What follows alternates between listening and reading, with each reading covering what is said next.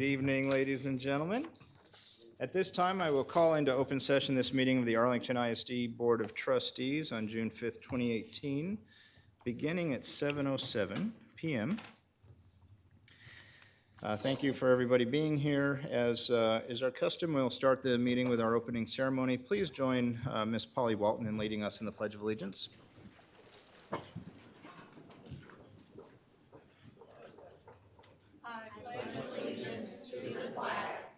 United States of America, and to the republic for which it stands, one nation, under God, indivisible, with liberty and justice for all. Thank you. And now if you would all please silence cell phones and any electronic devices to avoid disruptions to those around you.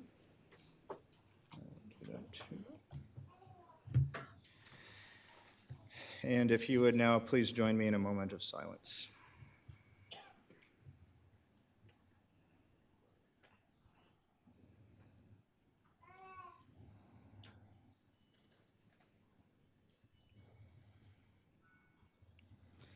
Thank you. Okay. So first on our agenda this evening is a program and presentation. The very first is the recognition of our Woodrow Count Scholarship recipients. Dr. Cavazos. Thank you, President Rice. And at this time, I'd like to invite Nell Fielding, our Director of Counseling and Guidance, to assist in the recognition of our scholarship recipients. Good evening, President Rice, Dr. Cavazos, members of the board. It is my pleasure to be able to present the recipients for the 2017-2018 school year of the J. Woodrow Count Scholarships. A committee at each high school chooses one application to move forward to the committee. And so from that pool of applications, these two students were chosen. The committee looks at high academic achievements, demonstrated strong leadership qualities, and that they possess a unique combination of talents. Before I present the award, I would like to give a short biography of Mr. Counts. He was born in Bynum, Texas, and he graduated from Bynum High School. When he graduated from high school, he went on to what is now the University of North Texas on a basketball scholarship. When he left college, he became a U.S. naval officer aboard the USS Texas, and he served during World War II. In 1949, Mr. Counts began his educational career with Arlington ISD, where he spent 36 years. He retired in 1985 as a superintendent from the district. The J. Woodrow Counts Administration Building is named in his honor. Mr. Counts took great pride in Arlington schools and the personnel and students who strive to make it an outstanding system. He died in October of 2006 at the age of 90. But he left a legacy through this scholarship, and he funded it to continue to encourage students to seek higher education. So our first recipient, and I'm going to ask her to join me at the podium, is Brianna Syed. She is from Seguin High School.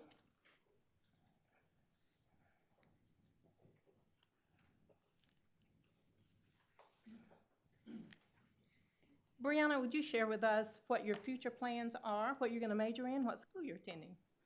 So I plan on attending TCU, not too far. So yeah, it's been a long 12 years in Arlington. I've been here since I was in pre-K, so the last time I was actually in this room was the district spelling bee in 7th grade, and I actually won the spelling bee, so thank you. So I'm glad to be here again on a good note, you know. So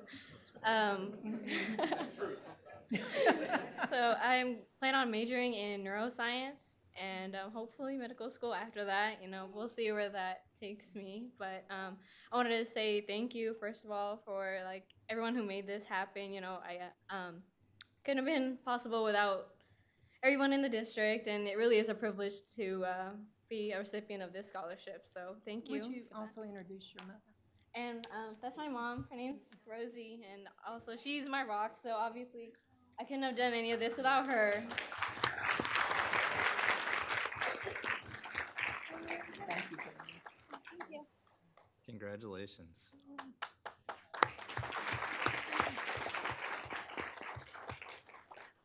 Our second winner is Edwin Martinez, and he is from Sam Houston.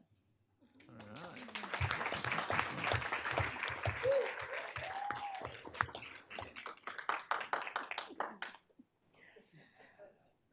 Would you introduce your parents? So that's my mom Maria, and that's my dad Jose. My name is Edwin Martinez, and I'm going to be attending University of Texas at Arlington, and I'm going to be majoring in biomedical engineering. Oh, very good. Congratulations.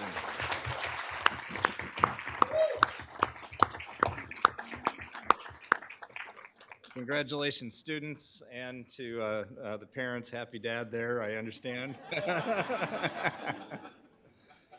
And best of luck in your endeavors and making the district proud for what you've accomplished in, as you said, the 12 long years in the district. But we look forward to following you and hearing of your successes into the future. So congratulations. All right. We'll move on to our next item, which is the recognition of our AISD principals and assistant principals of the year. Dr. Cavazos? Thank you, President Rice. Oh, you're welcome. You're welcome. Thank you, President Rice. And at this time, I'd like to invite our area superintendent, Dr. Christy Buell, to share with us our principal and assistant principal of the year and a very well-deserved recognition and honor for these individuals. So, Christy. It is. Thank you, President Reich and members of the board and Dr. Cavazos. It is my honor to introduce tonight the assistant principals and principals of the year. This year we had 21 administrators nominated for this. Parents and teachers made that nomination. This is a celebration of all the great leadership that we have in our district. After the nominations are received, we have a committee that is a cross-section from central office that reviews all of the applications, and we hear all the great things that are happening at the campuses, which is really exciting. This is honestly a highlight of my year. After that, we choose the finalist, and that's quite an involved process as well. We go out to the campuses and we interview them. It was rigorous, right? We interview them. We talk to the teachers and we ask the teachers what's great about these administrators and how they lead your campus.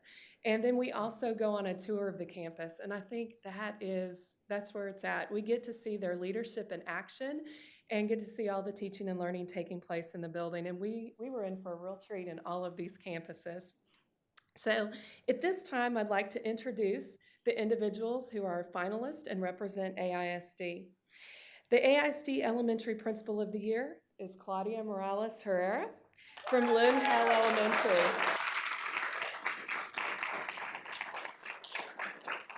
I'd like to share with you a few things that were said to us as the committee from teachers at that campus.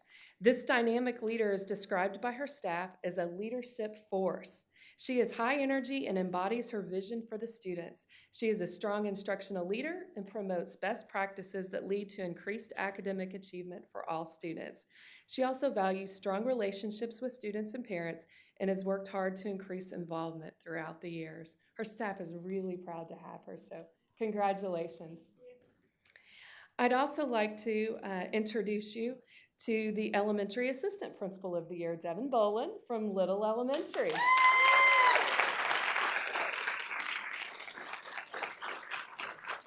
This is Devin's 6 years as an assistant principal at Little Elementary, and his staff describe him as having a positive impact on the school climate.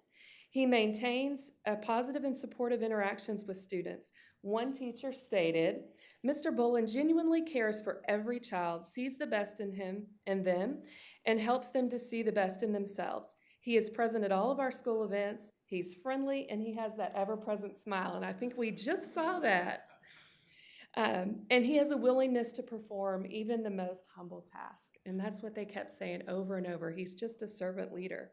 He often leaves positive and encouraging notes in teachers' boxes following walkthroughs and supports teachers to be the very best that they can be for kids. Congratulations.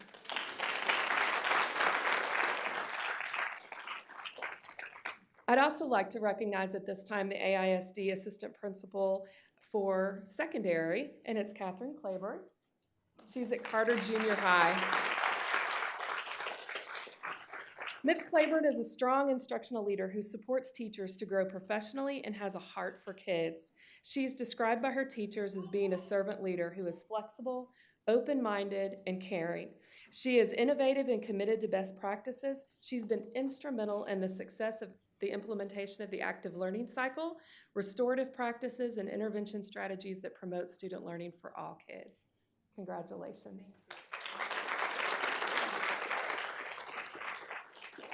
And then one more. She's not with us tonight, but she's here in spirit. And that is our secondary principal of the year, Tiffany Benavides. She's from Bailey Junior High.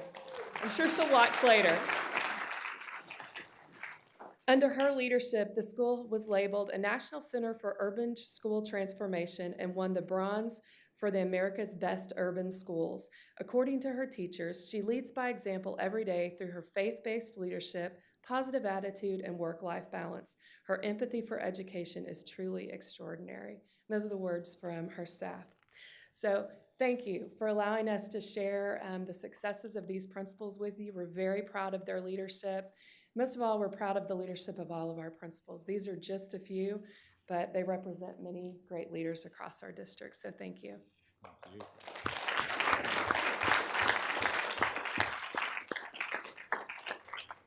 Congratulations to you three, as well as to Tiffany. And we are so happy to be able to acknowledge you here in the boardroom. It's very special to be nominated the way that you have been.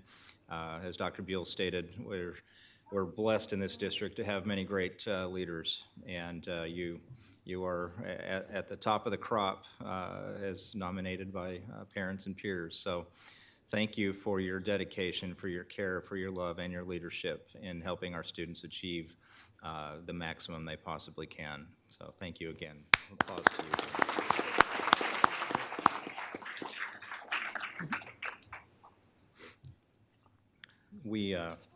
We do have an appointment this evening, or a couple of them, and if you have things to do, that's fine, but if not, we'd love to have you stick around and be part of that receiving line so that we could say, shake your hand and give you a welcome. So you don't have to, but you're invited to. Now, moving on, well, before I move on, I'd be remiss if I didn't say, I just want to acknowledge Miss Nell Fielding in the audience. This is, I realized it after our students had already left the podium, that this, Nell, is the last time that you'll be presenting this to us. You've had an amazing career here at Arlington ISD. On behalf of the board, we love you. We're going to miss you. Thank you for all of your dedication to our students over the years. And I'm sure that just like many others that retire, we'll see you around, and the smile we will not be able to get off your face, I'm sure. But thank you so much. We're going to miss you. You're welcome.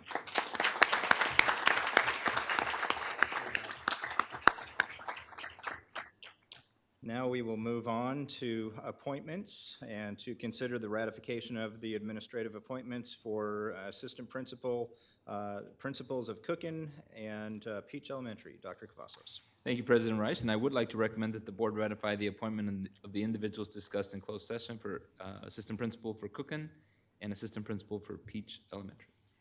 Okay. Mr. Hibbs? I move that we. Oh, sorry. Trying. There we go. Go ahead. There you go.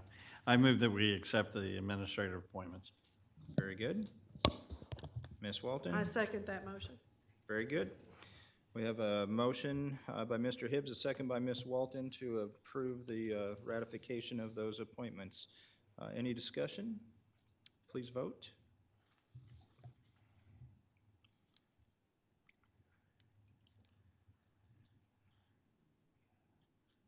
All right. All trustees vote in the affirmative.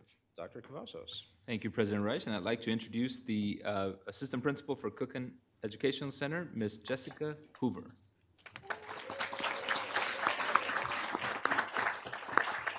Jessica attended Texas Tech University for a Bachelor of Science in Elementary Childhood Education, Lamar University for a Master of Education in Public School Administration. Most recently, Instructional Media Specialist at Grand Prairie ISD, has taught kinder, first, and third grade, has been a team leader, and has taught first and second grade as well at different campuses. Jessica, congratulations. Thank you.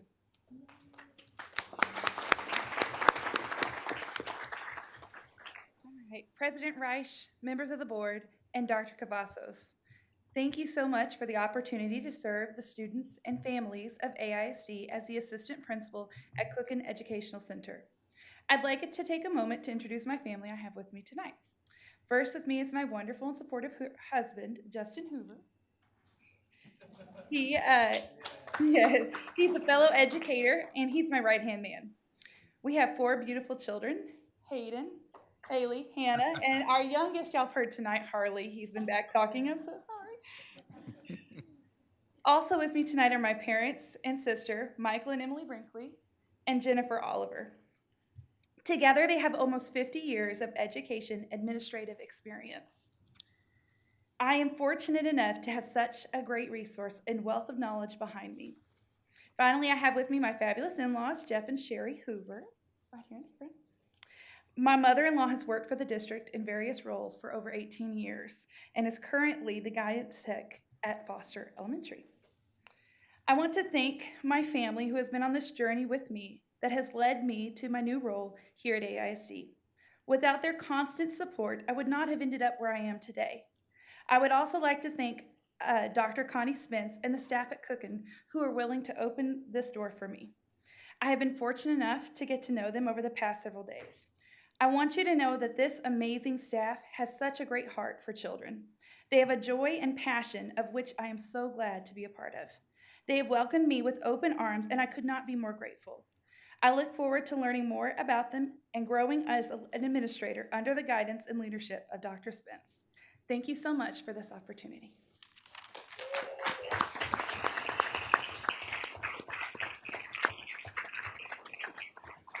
Next, I'd like to introduce the Assistant Principal for Peach Elementary, Ms. Evelyn Navarro Gasper.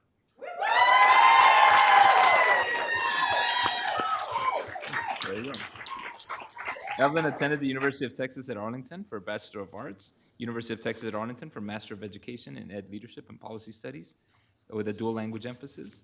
Most recently, the instructional coach at Peach Elementary, has taught 4th grade bilingual and language arts at Roark Elementary, has been a 4th grade bilingual self-contained teacher, has also been a bilingual teaching assistant at multiple grade levels at Roark Elementary.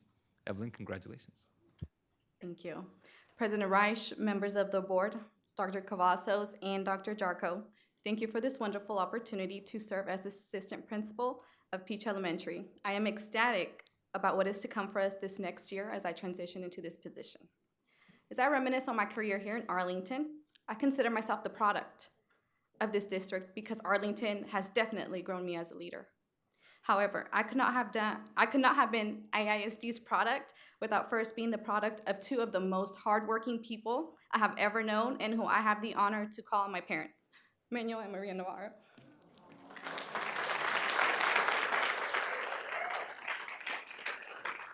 They have instilled the value of education and hard work in me and have pushed me well beyond my limits. Gracias, mamá y papá, por todo.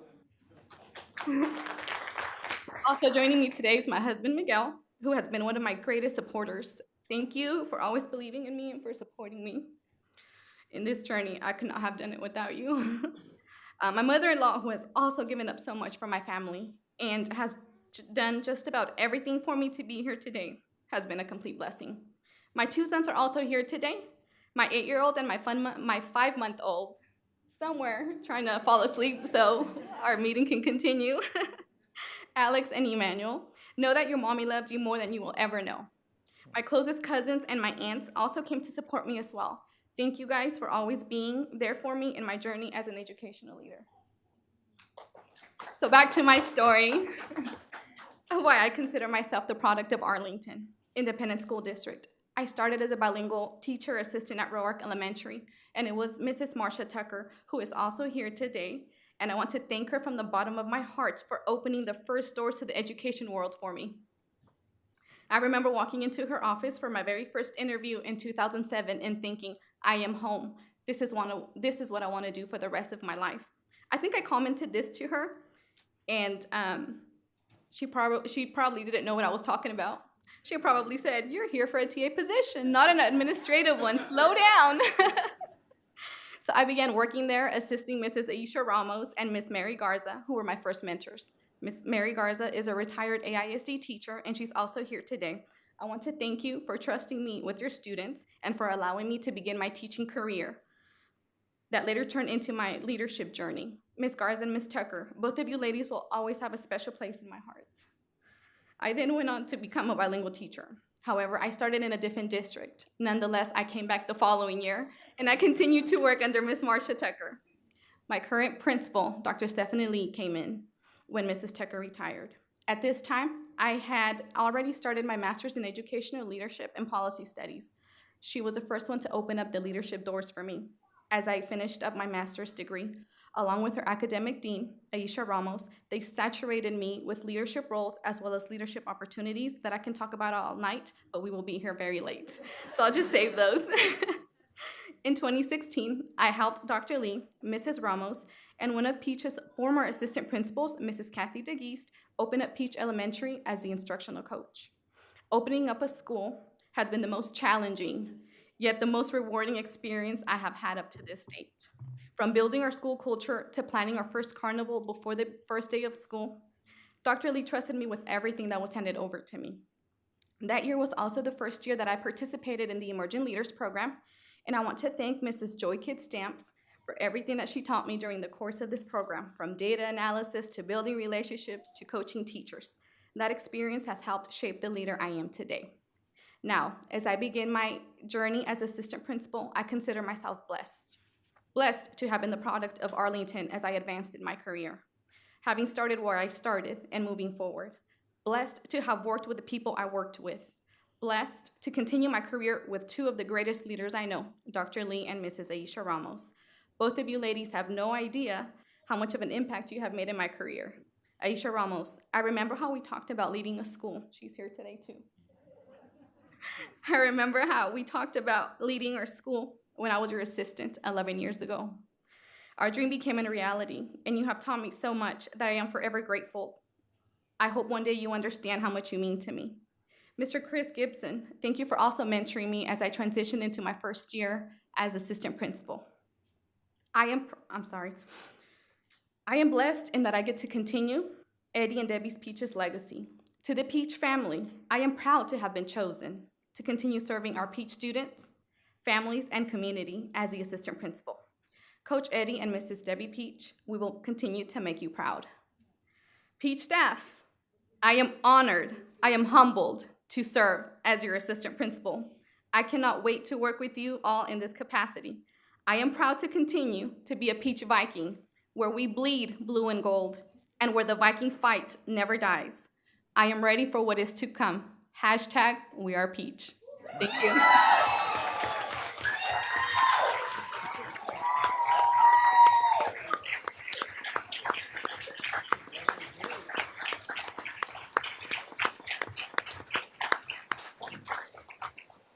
Excellent. Well, I think we should just go home after that. No, not really, Mr. Hogg. I think people will be a little interested in something like a budget later on.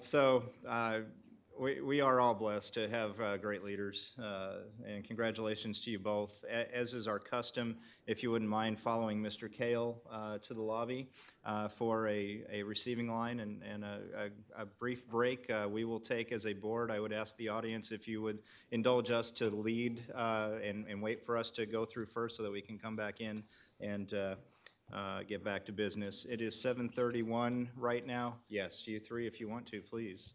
Absolutely. It's 7:31 right now. We'll take a 10-minute break, reconvene at 7:41. Thank you.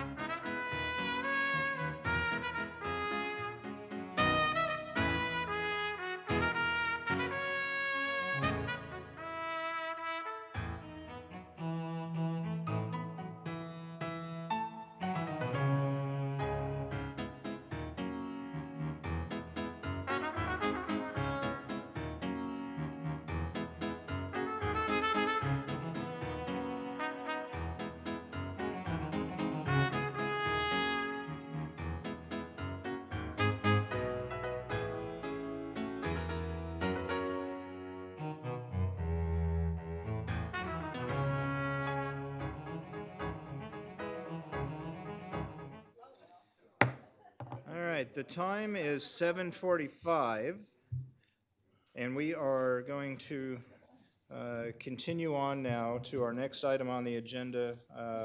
Public hearing, we do not have any, so we come to our open forum for agenda items. I do show 2 cards for those individuals wishing to speak this evening on agenda items.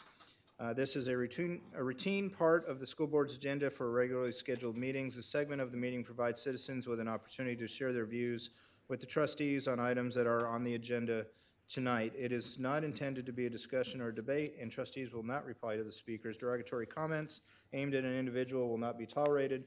Personnel matters are not appropriate subjects for the open forum. As I said, we have 2 cards. When your name is called, please step to the podium. You'll have 5 minutes to speak. A lighted timer on the podium will assist you in pacing your presentation. A yellow light will illuminate when there is 1 minute left for you to complete your presentation. When the red light comes on and the buzzer sounds, please end your presentation. First up, we have Mr. Luis Castillo. Come on down regarding the preliminary 2018-19 budget. Good evening, Board President, President Foster, School staff. My name is Luis Castillo, and this is, I guess, in the past few years, I've come here during the budget process and asked for this governing body to budget more money in security. I don't think I need to give you a dissertation on the need for security nowadays. We all know what's been happening, and I looked at the preliminary budget, and a mere increase of $798,000 ain't gonna cut it. I mean, I don't know what you plan to do with that, but $798,000 ain't much. I had envisioned, I had requested that we needed police officers or armed security guards at the elementary schools. We have police officers in high schools and middle schools. I'll use Arlington Finest here as an example. You know, he's here to protect and serve. If something was to break out here in the boardroom, a fight, disturbance, or something worse, he'll be here to protect us and serve. The same concept goes to the elementary school. We have police officers going to respond first and foremost. You know, if the officer's not here, what's going to happen? It's incumbent upon those in this room to do something. And then response time for the police department, I would estimate about 5-6 minutes before we call police for them to respond.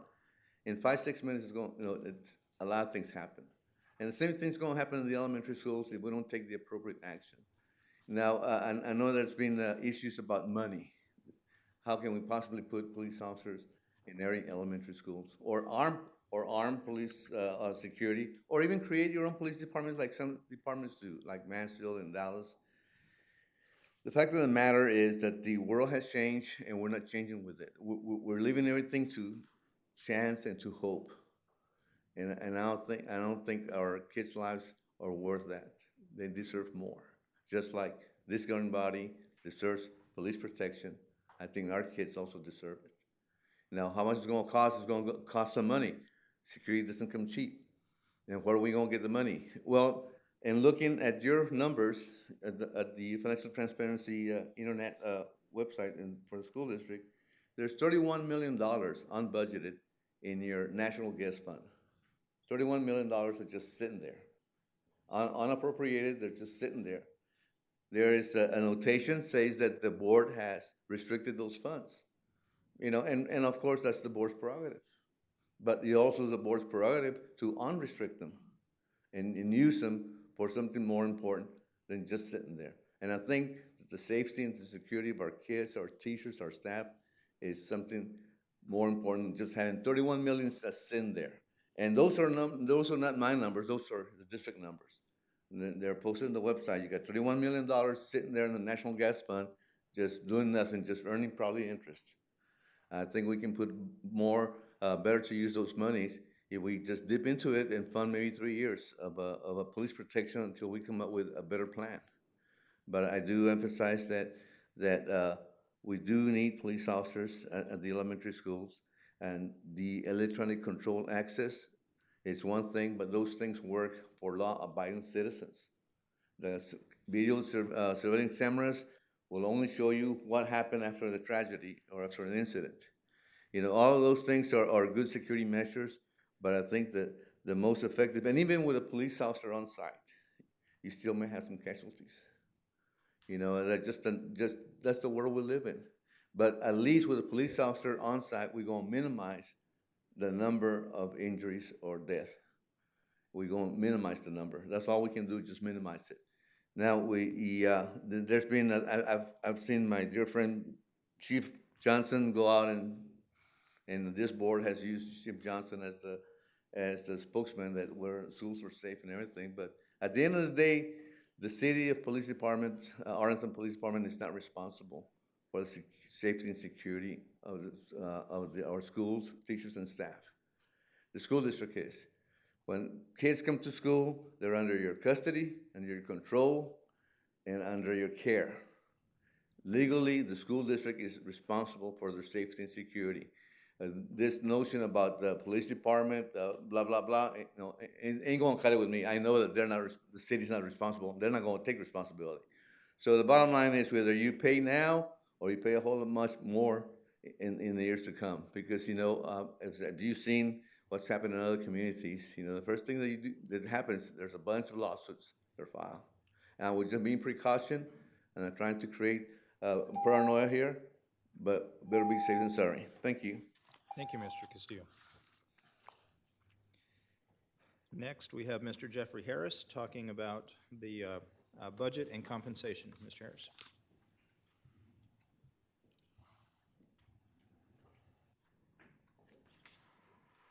President Reich, members of the board, and Dr. Cavazos. I'm Jeffrey Harris, Regional Manager for UEA. I know you're working very hard on the budget for this next year, and I wanted to share some information on what some other districts are doing. Grapevine ISD has already adopted a 2.75% raise for all employees, with additional adjustments for teachers with 3 to 27 years of experience and targeted adjustments for all other non-teaching employees. Frisco ISD adopted a 3% raise for all employees. In addition, they are paying a one-time retention bonus of 3% to all employees this summer. And Crowley has been looking at a 3% raise for professional staff and a 4% for support employees. Keeping compensation competitive to surrounding districts is important to retain and attract highly qualified teachers and staff. Last year, you started the process addressing the dip in the teacher salary schedule in the middle of the range with the promise of taking the second bite of the apple this year. Our association encourages you to do everything possible to keep us as competitive with our neighboring school districts. Thank you. Thank you, Mr. Harris. Okay. Next on our agenda is action items, the first one of which is the 2018-19 Board of Trustees meeting calendar. This is something that has come to us previous in our last meeting to review. I think all trustees have had the opportunity to confer with staff as well as check for any potential conflicts or adjustments. I don't believe there are any. So at this time, I would be interested in entertaining a motion. Mr. Hibbs. President Reich, I move that we accept the 2018-2019 Board of Trustees meeting calendar as presented. Very good. Is there a second? There you go. Yeah. I second that motion. All right, so we have a motion by Mr. Hibbs and a second by Ms. Walton to approve the Board of Trustees 2018-19 meeting calendar. Any discussion? Seeing none, please vote.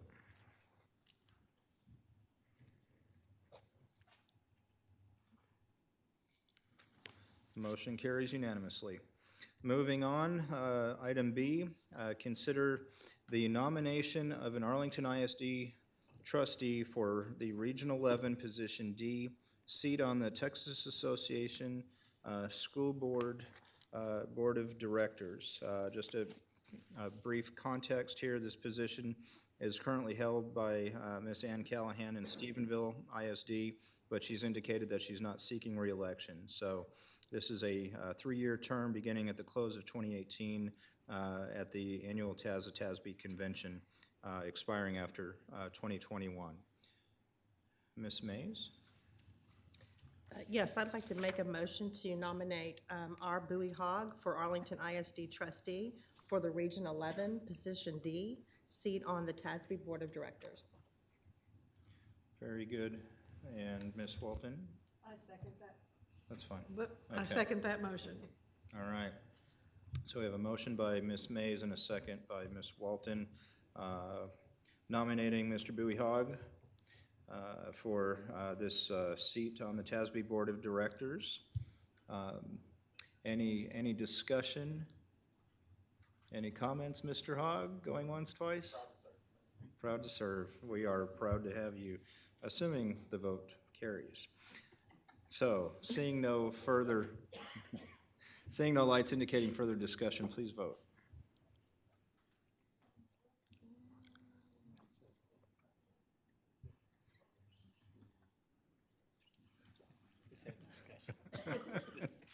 Motion carries unanimously. Congratulations, Mr. Hogg, and sincerely thank you for your service at the state level representing our district in this region, as you have done so very well. Really appreciate it. All right, moving on. Action item C, consider advocacy resolutions for submission to the Texas Association of School Boards. Let's see, Mr. Hogg?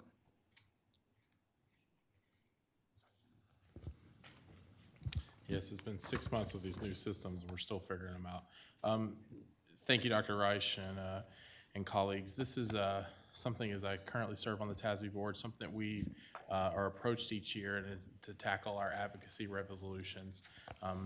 As chair of the governance committee, we also serve representing all of our legislative relations. We have met with almost, I think we've only got one meeting left with our constituency of all of our senators and state reps to take a targeted approach to our interim legislative agenda. I think the comment heard it most is, you guys are the first district that's actually met with us. And I think another comment we heard was, I think y'all are the only ones who have an interim legislative agenda. What people don't realize is this is the time of the year when bills are being written. This is when legislation is being completed. This is when almost every single bill will be completed by summertime to what they're gonna be creating. And so whether we can tag onto those bills or also make sure, as much as a good offense is important to the legislature, it's better to play a good defense. And so now it's letting them know what we don't believe. One other step in our legislative advocacy is setting this up for our TASB advocacy resolution. TASB is a large organization within the state of Texas. 100% of school districts are members of TASB. It's one of the largest associations, and people don't actually realize this. It's actually the largest association in the state of Texas, larger than American Medical Association or any other group within the state of Texas. Just from a sheer number, it is a very large organization that represents approximately 5 million public school students in the state of Texas, and serves a huge value add to our board. A lot of small districts don't have legal counsel. They don't have some of those things around the state, and TASB provides all the policy, every one of those little policy updates we get, and we have. Yeah, a lot of policy updates, Ms. Walton. I agree with that. With that, one step that TASB does ask for, where we come to tonight, is advocacy resolutions. These are resolutions that we will be proposing. It is done every odd year. In this odd year, it's done every even year, so that it's prepared for the odd year coming up, which is our legislative session. So these are resolutions, they are due coming up this month, and these resolutions will then be submitted to TASB and then voted on by the TASB Delegate Assembly to be official TASB resolutions. So by no means are they locked in stone, but they are our next step for Arlington ISD to participate across the state level to not only benefit Arlington ISD, but all students around the state of Texas. So at this time, I would read the 3 advocacy resolutions that we are submitting to TASB so that they are board approved and we can officially submit these resolutions. The first resolution, the proposed resolution, is TASB advocates for legislation that allows districts with more than 1,000 employees to opt out of TRS active care. Our reasoning on this is active care premiums have more than doubled and benefits have decreased dramatically since the program's inception in '02. Yet the state's contribution has remained unchanged at $75 per month per employee. Employees pay 35% to 70% of their gross medical premiums, leaving many with unlivable wages. TRS plan designs are far inferior to ERS. Districts that have the desire to seek better coverage for their employees should be allowed to opt out of TRS. This coincides with our legislative agenda that we've already voted on. The second resolution is proposed resolution. TASB advocates for legislation that grants public school districts flexibility to invest surplus oil and gas royalties in accordance with the Texas Trust Code. HB 1472 in the 85th legislature permits junior college districts to invest oil and gas revenue in accordance with the Texas Trust Code. That same discretion would provide districts greater latitude with regard to securities acquisition for oil and gas revenues. This could potentially provide the district with a higher rate of return that can be used for special projects and supplemental instruction budgets. The last is TASB advocates for a school finance system reflecting current cost in which the state is an equal partner in educating students to meet state accountability standards. The school finance system is broken, plain and simple, making it ever more difficult to provide basic services, let alone investing in programming. Funding formulas do not reflect current cost, and the burden of educating students is shifting more each year to local property owners. The state share of funding public education will drop to 38% in 2018-19. Left unattended, the results will be bad for Texas. Taxpayers will bear a heavier tax burden, schools will have to limit offerings, and the state will not produce the skilled workforce necessary to attract and retain businesses. With that, these are the three resolutions I'm proposing. I move to approve all three resolutions submitted on behalf of the AISD to TASB. Thank you, Mr. Hogg. Is there a second to that motion? Second by Mr. Hibbs. And any discussion? No discussion. Great. I would like to say that it is very important that we continue to move in this direction. And I thank you, Mr. Hogg, Mr. Chapa, Ms. Walton, for your work on the governance committee. It's a lot of work. It's a heavy lifting committee, and it's very appreciated. And moving to these resolutions to help TASB in their direction is extremely important. I didn't realize that they were the biggest organization. Hopefully that'll carry a little bit more weight with our legislators. All right, seeing no lights indicating further discussion, please vote.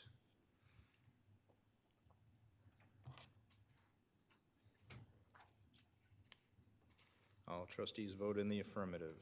We have resolutions to submit. And if you wouldn't mind sending that over to Ms. Benjamin. Great. All right, next on the agenda, last action item, D, consider request for Martin High School Choral and Symphony to travel out of the country. This is in relation to our board policy, FMG local, where any out-of-country trips have to be board approved. Dr. Cavazos? Thank you, President Rice, and we recommend that the board approve the request for Martin High School to travel out of the country as presented. Okay, very good. Any trustees have questions or discussion? I will be interested in entertaining a motion. Mr. Chapa. I move that we approve the request by the Martin High School Choral and Symphony to travel out of the country. Very good. I second that motion. Very good. We have a motion by Mr. Chapa, a second by Ms. Walton for the Martin High School to travel out of the country and have an amazing experience. Any discussion? Seeing none, please vote.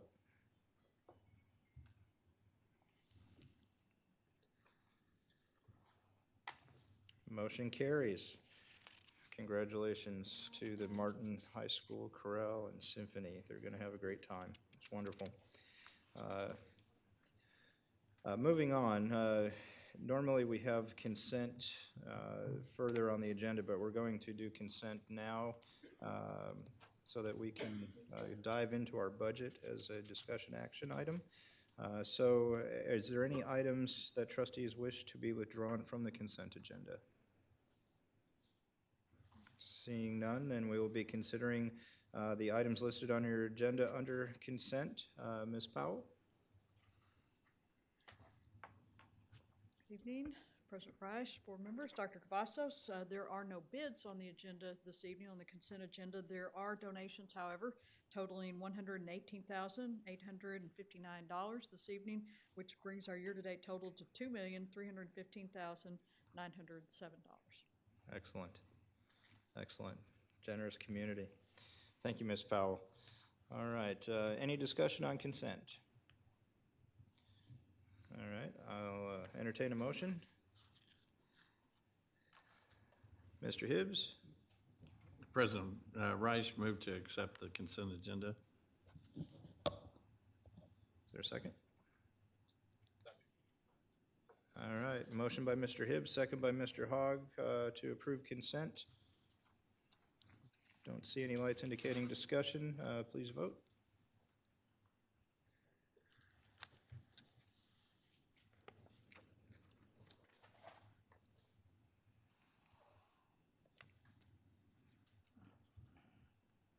Uh-oh.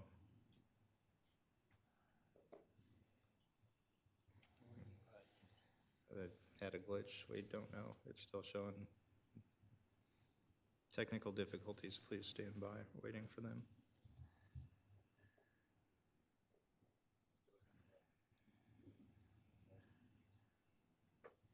Well, yeah, that's a great idea. Let's do a hand vote. Those approve, raise your hand. All in favor? All right, motion carries unanimously. Okay, moving on. We have the discussion action portion of our agenda. The first one is the consideration of the 2018-19 budget. Dr. Cavazos. Thank you, President Reich, and this evening we'd like to present our preliminary budget to the board, and I ahead of time want to thank our finance department for their hard work on this, and really all departments throughout the district for their input and getting us to this point, and also our finance committee of the board. Thank you for the time that you spend on this budget process. So this time I'll ask Cindy Powell to take us through yet another preliminary budget. So Cindy.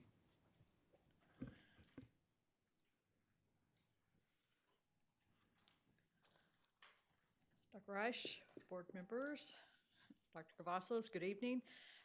This is a culmination of a lot of work by a lot of people to get to this point to talk about the budget this evening. Dr. Cavazos has already mentioned several people.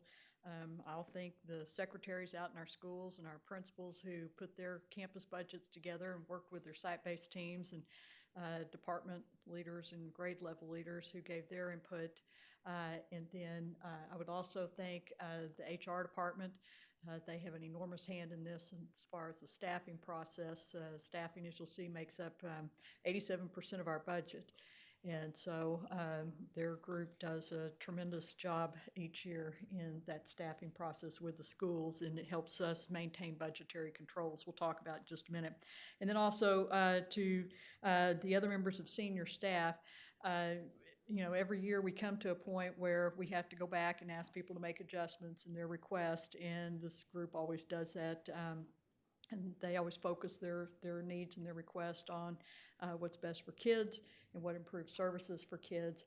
And then when we have to come back to them and say, look, we need to make this adjustment here, or tweak this or tweak that, or make a reduction, they're always very gracious to do that. And so I thank them for that. They're great to work with. So, and then most especially my team in the finance department, Tony Drollinger, Mandy Mew, Stephanie Dalla, and the others in the finance area that put the finishing pieces, or finishing touches rather, on the budget and put all the pieces together. It's like a giant puzzle that comes together at the very last minute, it seems like, every year. So I thank them for all of their work. We're going to cover a number of things this evening. This will actually be our first opportunity, first of several, to discuss the budget this month, and we'll go through the schedule in just a minute. We'll also take a look at our current year projections, where we will actually end the year compared to what we budgeted, and we'll look at that before then we move forward and start our conversation on 2018-19.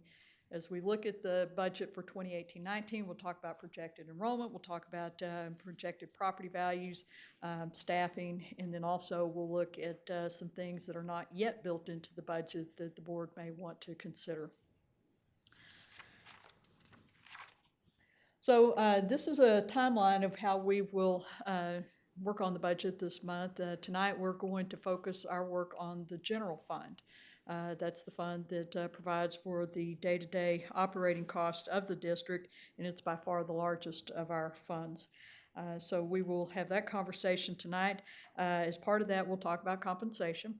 As a separate action item or discussion action item following this one, the board will actually consider voting on a proposed tax rate that we will publish in the public notice that we're required to issue ahead of the hearing that we are mandated to have for the budget and the proposed tax rate. Next week, on Tuesday night, we have another board meeting, June 12th, and we can circle back and discuss the general fund again if need be, and then we will bring the other funds to the board for consideration: the food service fund, the natural gas fund, the debt service fund, the capital projects fund. And then finally, on June 21st, we will hold that public hearing that we are required by law to have for the proposed budget and tax rate. And following that, then the board can have additional discussion on the budget, make any final adjustments that perhaps are needed, and then hopefully vote on the budget that evening. We are required by law to approve a budget by June 30th because our fiscal year ends July 1, so we have to have a budget in place before the new year starts. So we actually will not adopt a tax rate until August. We get our certified property values from the Tarrant Appraisal District on July 25th, and so it'll be in August that we bring the actual certified values back to the board for considering a tax rate. So on the general fund, as I mentioned, we're going to start with a quick look at where we are in the current year and how we think we will actually end the year compared to what we budgeted. We adopted a budget this year that had an $18.7 million budget deficit, and we actually expect to end the year with a slight surplus. So we have effectively avoided using $18 million of fund balance as we had agreed to do when we adopted the budget this year. There are several reasons for that swing in the budget. On the revenue side, our certified property values came in higher than what we estimated when we brought the budget to the board. We actually had some higher than expected delinquent tax collections. We received a prior year state aid payment as a result of an older property value audit through the comptroller's office that was not expected. And we received some Medicaid payments, reimbursements that were much higher than we had anticipated. Also, as we all see, interest rates have increased this year, and so our interest earnings have increased significantly over what we budgeted. All those things helped the actual revenue or our projection of revenue be much better than what we adopted in the budget by the tune of about $12 million. On the expenditure side, expenditures we are projecting will be about $6.7 million less than what we budgeted, and that's largely due to our fairly normal pattern of vacancies in positions. As we go through the year, there are occasions where we have positions that are vacant. While a position is vacant, you're not paying out a salary on that, and so we typically generate a little bit of savings there. We also enjoyed a very mild winter this year, and so the second largest piece of our budget is utilities, and so when we have a mild year, whether it's mild summer, mild winter, we tend to recognize savings on our utility budgets. The other thing I'll point out, the green bar across just below middle is where you'll see the operating surplus and deficit numbers. Below that, though, is a line that's entitled Cost to Construct Sam Houston High School Addition and Renovate Turning Point Kitchen. This board committed about 2 years ago to spend $17.1 million of surplus fund balance at Sam Houston to add a 9th grade center, a new cafeteria, and new kitchen. So construction work began actually last fiscal year in the 2016-17 year and has spanned this year. That work is now, the piece of it that's being funded by the general fund is complete. The kids have occupied the 9th grade center and the cafeteria and the kitchen this year, and they're beautiful facilities. And so that piece of that construction project is done. When we start to talk about next year's budget, you won't see any dollars there for the Sam Houston project. And so that is coming out of fund balance. When we add that to the operating deficit, we had a total budgeted deficit for 17-18 of $29.4 million, and we anticipate that we will actually end the year with $7.6 million deficit. Again, $8 million of that actually being what was spent on Sam Houston. So, very successful year. In terms of our fund balance, this is something we always consider as we talk about our budget. Fund balance is basically your savings account. And it is a good indicator of our financial strength and our stability. Credit rating agencies always look at our fund balance as they are assigning credit ratings to us. They want to see that any school district would have at least 2 months of operating expense in fund balance. So when we last measured fund balance at the end of our 2016-17 fiscal year, last June, we had a total fund balance of $199 million.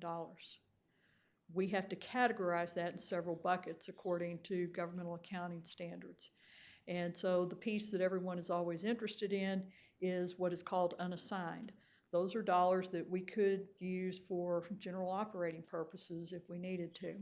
And so of the total $199 million in fund balance, 188.6 of that, in the large purple piece of the bar here, is actually unassigned fund balance. That represents 4.3 months of operating expense as of last June 30th. So very healthy fund balance. And again, because we think we will end this year, the 17-18 year, with a slight surplus, we avoided taking any money out of fund balance for operating purposes as we thought we would when we adopted the budget. This is a chart that we've actually seen when we talked about the state school finance system in early May. This chart simply shows over a period of time the difference between the budgets we adopt and then where we actually end the year.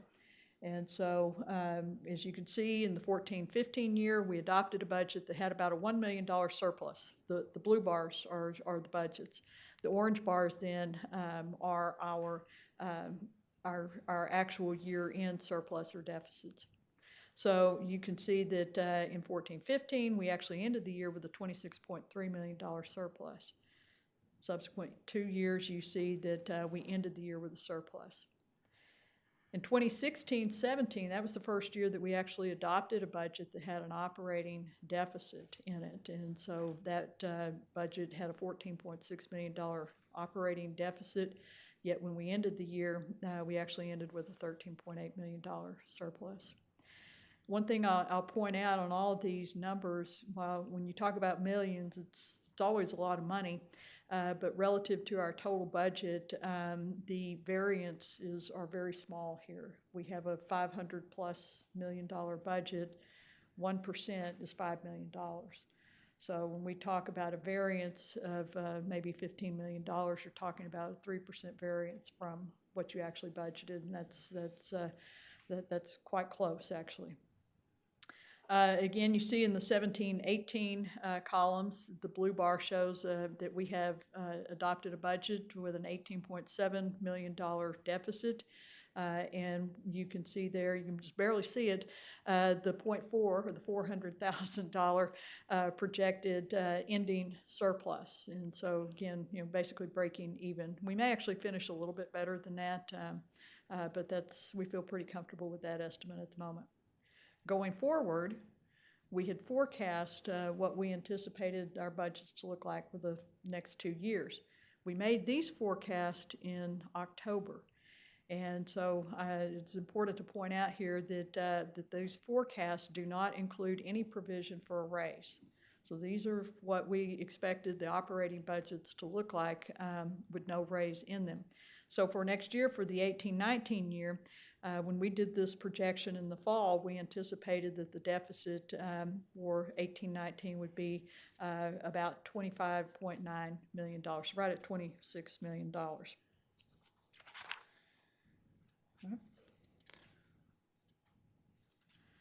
So now then, some broad thoughts, key thoughts, I guess, about the 18-19 budget. We'll break these into two slides, one for revenues and one for expenditures. Very high-level thoughts here. What you're going to see when we look at the 18-19 budget is on the revenue side, in terms of property taxes, our property values we expect to be up next year by a little over 7%. We don't get our certified values until July 25th. We do, however, get preliminary values from Tarrant Appraisal District. We receive those May 15th. We know that people appeal their values when they get them, so we always know that our values will decrease between the values we receive on May 15th and what is finally certified on July 25th. We have a long history of that change, and so we use that historical data to project forward what our certified values will be. And so we are projecting that our certified property values will be up a little over 7% when we get our certified values in July. In terms of our tax rate, our M&O tax rate, we currently tax at $1.04. We could go up as high as $1.17 under the Texas Constitution, but any increase at all over $1.04 would require us to go to the voters and hold a tax ratification election. That's by design of the school finance system. You will be seeing later that we are recommending that the M&O tax rate for 18-19 remain at $1.04. In terms of state aid, we get the bulk of our funding comes from two sources, from property taxes and state aid. So on the state aid side, there was no new money appropriated by the legislature when they met last year, either in the regular session or in special session. There was no change to the formulas. There are several things that impact state aid, and that includes our enrollment. It includes last year's property values, impact state aid, and our tax collections. So we've had the conversation before many times, and you'll see on the next slide again that, our next couple of slides, that as our property values go up, our state aid actually goes down. And again, that's by design of the system. And the formulas don't include any provision at all for inflation. So what you're going to see as we look at this budget is a large deficit, and you really see the effects of that state funding system, the whole design of the system reflected in our budget. In terms of expenditures, we have built the budget around the enrollment we expect to have this next year. We actually are projecting a slight decrease in students, about 800 students. We're projecting a total enrollment of 60,269 kids. The HR department uses that information to do its staffing each year. They do a very nice job of making sure that we right-size our staff to our enrollment projection. This helps us control our budgets. We've seen other districts on occasion where that is not always the case, and it's very costly if you don't tightly staff to your enrollment projections. Based on our enrollment projections and the application of our staffing formulas that the board has approved earlier, we have a net reduction in campus staff of 29 staff FTEs. And that actually is a reduction of some positions, plus then we have also already included in there 10 additional teachers for the elementary gifted and talented program. There are 4 teachers included in the staffing mix for dyslexia services, and 3 for FLES, which is the elementary foreign language program that you'll hear about in just a few minutes. There are also 18 new paraprofessional positions referred to as STEM lab managers. for new STEM labs that will be coming online as part of the bond program. These are the final 18 schools that will have STEM labs come online as part of the bond planning. In terms of our operating cost, our budget aligns with our strategic plan. You probably have heard me say before that with our first strategic plan in 2012, those 3 years, we actually would have some additions to the budget that we would call out as specific line items and say that, you know, this was for the strategic plan or that was for the strategic plan.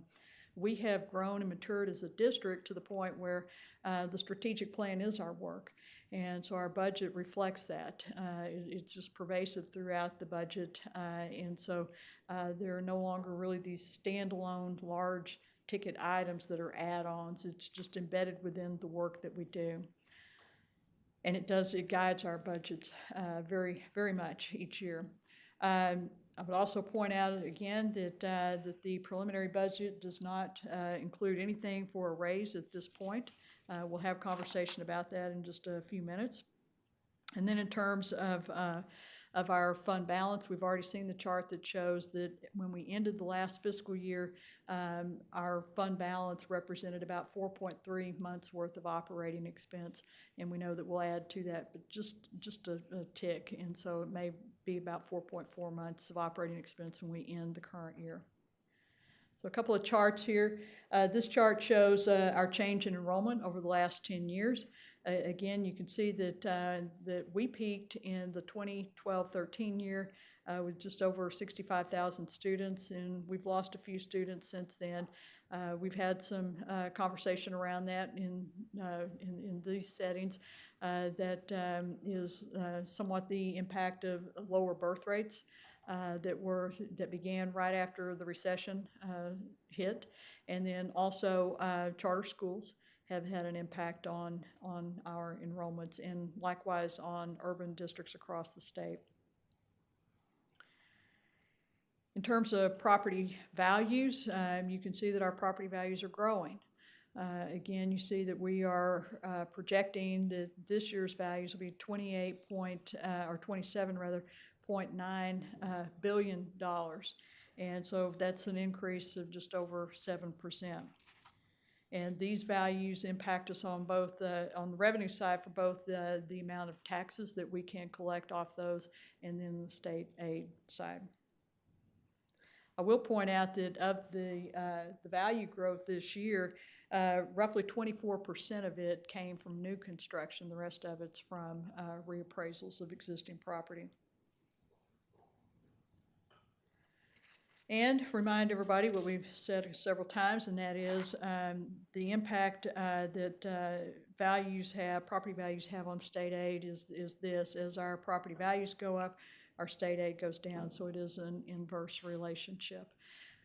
When you are also experiencing a dip in enrollment, it becomes somewhat of a double whammy on your total revenue, because state aid is paid to us on per student basis. And so if our enrollment is ticking down, our state aid will likewise trend down. And then the big component of state aid, the big thing that affects it, are our property values. So as property values go up, our state aid also goes down. If I can Sure. pause for just a moment. Ms. Mays had a question. She didn't hear something completely, so you might have to Sure. reiterate. Let me get to the mics.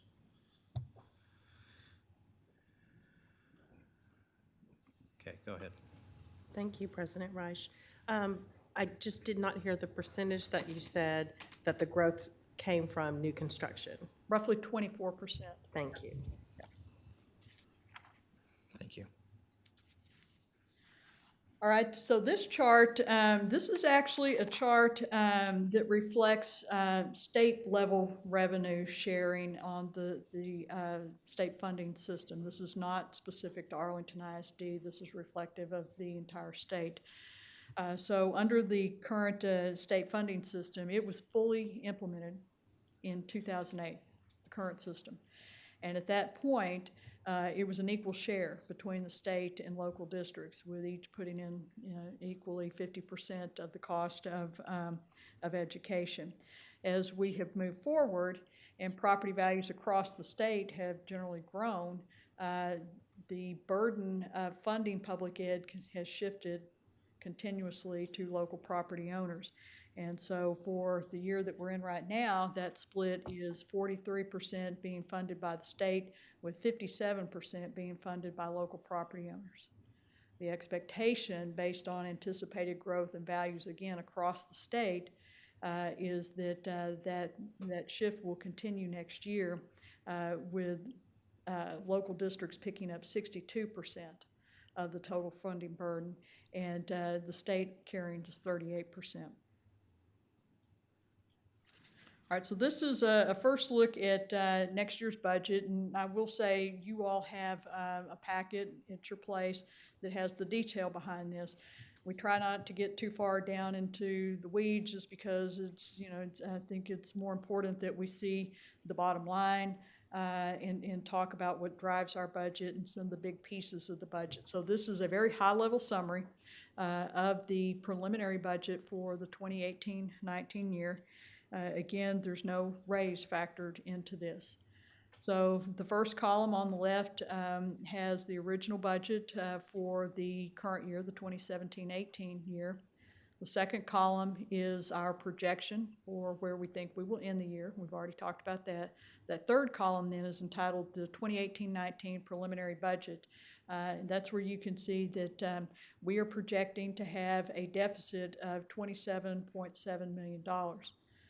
Recall the slide a few minutes ago where I said that in the fall, when we made our projection for next year, we anticipated that the deficit would probably be around $26 million.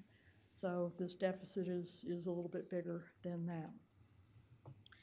The other thing I'll point out again is the line towards the bottom that says cost to construct Sam Houston addition and renovate Turning Point Kitchen. That work is all tended to taken care of this year.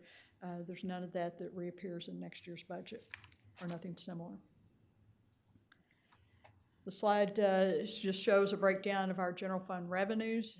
You can see that 56% of our revenues come from property taxes, 40% of the budget comes from state funding.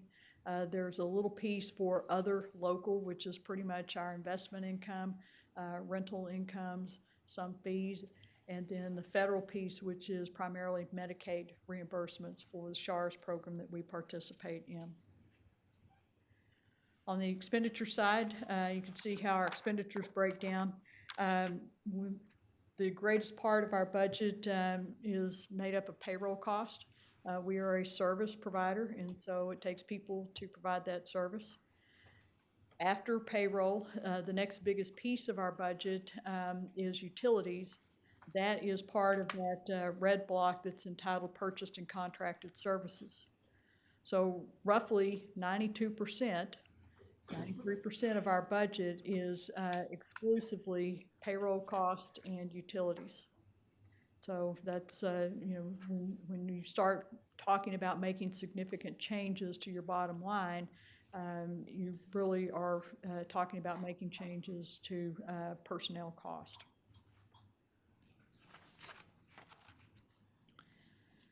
This slide is a graph of a history of our fund balance and what it represents in terms of number of months of operating expenses. You can see again the second bar from the right is where we think we will end this year at about a 4.4 months worth of operating expense. If we were to adopt the budget as it sits right now in the preliminary budget with that $27 million deficit, then when we end next year, if we truly had realized a deficit of that amount, then our unassigned fund balance would drop to about 3.7 months worth of operating expense. Again, credit rating agencies want us to have 2 months of operating expense in fund balance. Some highlights of the general operating fund. This slide has to do with campus staffing. You can see that there is a net reduction of 29 positions. That reflects 64 fewer positions because of enrollment changes, and then the addition of some teaching positions, 10 for the Gifted and Talented program at the elementary level, With the addition of those 10 positions, every elementary school will now have a full-time gifted and talented lead teacher. This is something we phased in now over 3 years, and so this completes our enhancements, or we'll continue to enhance the program, but in terms of the staffing, this completes that commitment we made 2 years ago to make sure that every elementary school had one full-time gifted and talented lead teacher. We also have funding here for teachers for the foreign language elementary school programming that you're going to hear more about even at the next meeting. And those 3 teachers will serve 6 schools in a pilot program, so they'll split their time 50-50 between 6 schools. We have 4 dyslexia teachers to expand and improve our services to dyslexic students. And then we have 18 STEM lab managers. And again, those are like classroom teaching assistants that assist in the STEM labs at our elementary schools. We have been adding STEM labs through the bond program. Every elementary school is getting 2 STEM labs. And so every elementary school gets 1 STEM lab manager to operate those labs. These are the final 18 that are coming online, will be coming online this year. In terms of contracted services, there's an increase in the contracted services budget for 3 additional school resource officers that are provided through the Arlington Police Department. That ensures, again, that all of our secondary schools have full-time dedicated school resource officers on site. We had a couple of schools that were sharing positions, so this completes the staffing there so that everybody has at least 1. As I mentioned a minute ago, our budget, it really is informed by the strategic plan. And so throughout the budget, there are dollars to take care of the strategies that will be our focus of our work on the strategic plan this upcoming year. We've already talked about the addition of gifted and talented lead teachers, so this is the year 3 of that implementation. We also have built into the budget the 4th cohort of students for the Fine Arts Dual Language Academies. A lot of the cost there simply at this point involves curriculum development, professional development for existing teaching staff at those campuses. We have at the STEM Academy at Martin High School, they will be taking their 4th cohort of students. So there are dollars built in there in the budget to serve those students, and including some tuition costs for students to attend classes at UTA. The FLES program, again, that's a pilot program that will operate at 6 of our elementary campuses, so there are 3 additional teachers serving that program, and then also improvements to the dyslexia program require a need for 4 additional teachers that are already built into this preliminary budget. That's a high-level overview of what's already in there. Now then, we'll start talking about some other considerations. In terms of compensation, we'll share some market information with you. We've done very well this year with the decisions that this board made last year. Our average teacher salary across all teachers is $57,195, and that compares very favorably to market, where that market average is $57,117. Again, that's all teachers. That data is provided by the Texas Association of School Boards through their annual review of our salary data. Last year, we looked at a graph, the same graph, and it showed the average salary for our teachers at 5-year increments across the experience spectrum, teachers compared to the median of our comparison group. And what we saw was really from a range of year 10 up through beyond years 15, we fell below the median of our comparison districts. So the board made a commitment last year, made a decision that we gave raises of 2.25% to all employees, and then for teachers with 8 to 18 years experience, the board approved equity adjustments. We weren't far off of that median. We were actually very close. The intent of those equity adjustments was to close that gap by at least a half, with the commitment being that we would look at it again this year and see where we now fall with, given the raise that was approved and the equity adjustments that were given. So that those two things, the raises and the equity adjustments, eliminated the gap across the spectrum. We are still just a tick below the median at the 10-year mark, but what we know is, given raises that we're contemplating, that we'll talk about in just a minute, that should take care of that variance.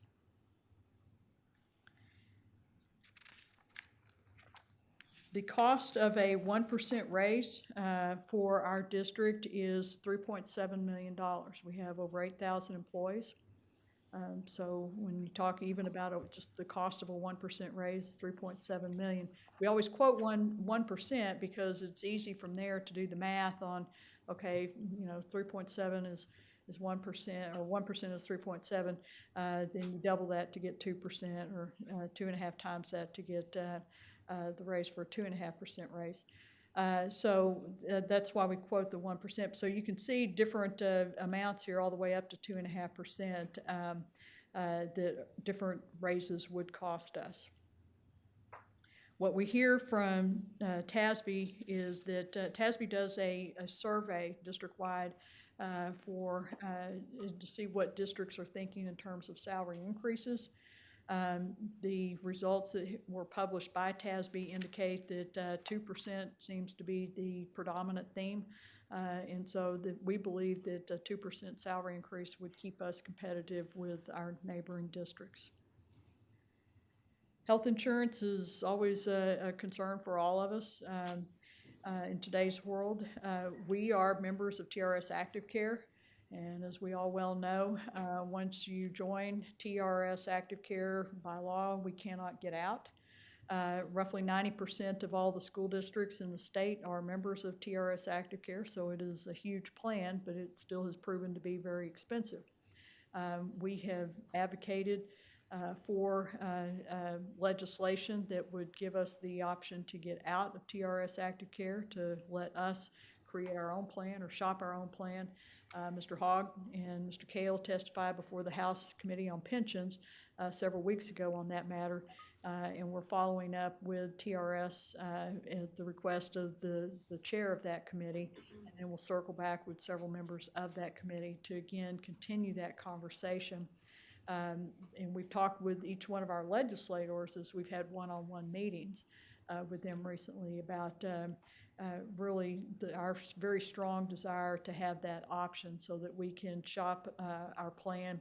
And while we recognize that healthcare is just horribly expensive right now for everyone, we may not recognize rates that are significantly less than what we pay. We think that at the very, very least we can improve the benefits that we can give to our employees. So we are advocating for that, but it will require legislation to allow us to get out of TRS Active Care. Currently, about 63% of our employees participate in health insurance. One other thing that we always point out is that under the Affordable Care Act, employers are required to offer what is defined as an affordable plan for employees, and there's actually a formula for calculating that. We have to comply with that provision. So using the rates that TRS has released for this upcoming year, we feel very confident that we satisfy that test where we are today. This particular slide just shows a breakdown of the different plans and the ones and breaks down by percentage the plans that our employees are on. You can see the vast majority of them, 62% of our employees, take the high deductible plan. Again, that's because of cost, and we see that participation continues to migrate that direction as costs go up. Our district is somewhat unique, very unique, I would say.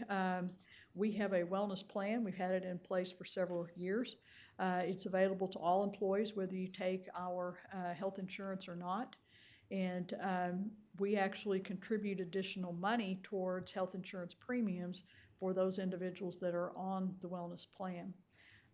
Currently, we have about 2,300 employees on the plan, and that number has grown since last year. The district actually contributes another $240 a year towards health insurance if you are in the wellness plan and you take our health insurance. TRS has announced their premiums for next year, and you can see the rate increases range depending on which plan you're on, anywhere from a little over 2% all the way up to 9.5%. This slide shows you what we contribute towards health insurance today. We contribute for professionals $2,820 a year towards health insurance. For all other employee groups, we contribute $3,000 towards premium. If you are in the wellness plan, you get another $240 a year on top of that.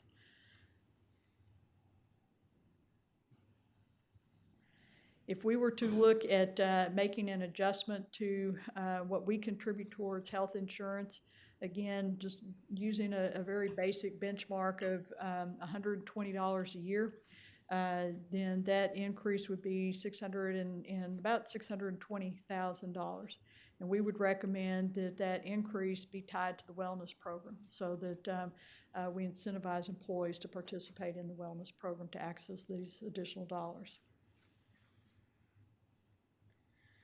We talked a few minutes ago about new positions that are already built into the budget through the staffing process, the campus staffing process. In addition to those, we have 21 positions that we're bringing forward for consideration by the board. These are positions that are created outside the campus staffing formulas. Those 21 positions cost $1.3 million. And I'll point out when we get to them, there are 3 positions that actually won't cost us anything because today we are providing the service through overtime. So as you can see on this slide, this starts to list the positions. These positions all serve campuses. They provide support in some way, either directly to instructional programming or to the support of campuses either through research or support in terms of the accountability system.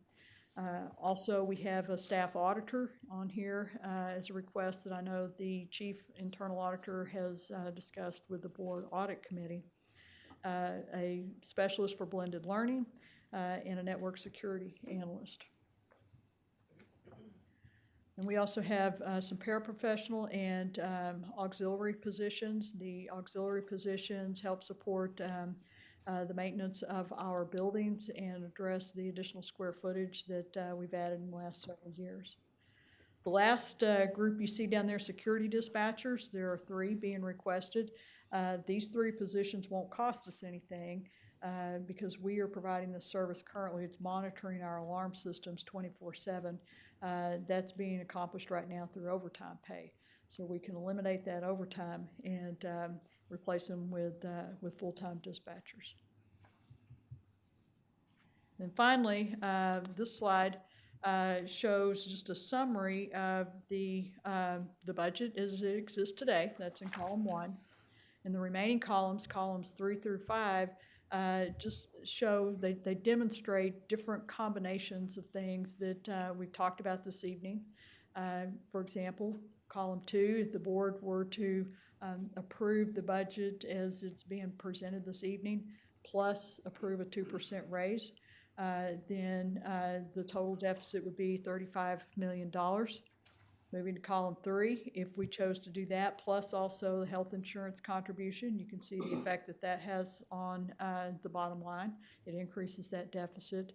Column 4 shows what it would look like if we did a 2% salary increase and we added new positions but not the health insurance piece.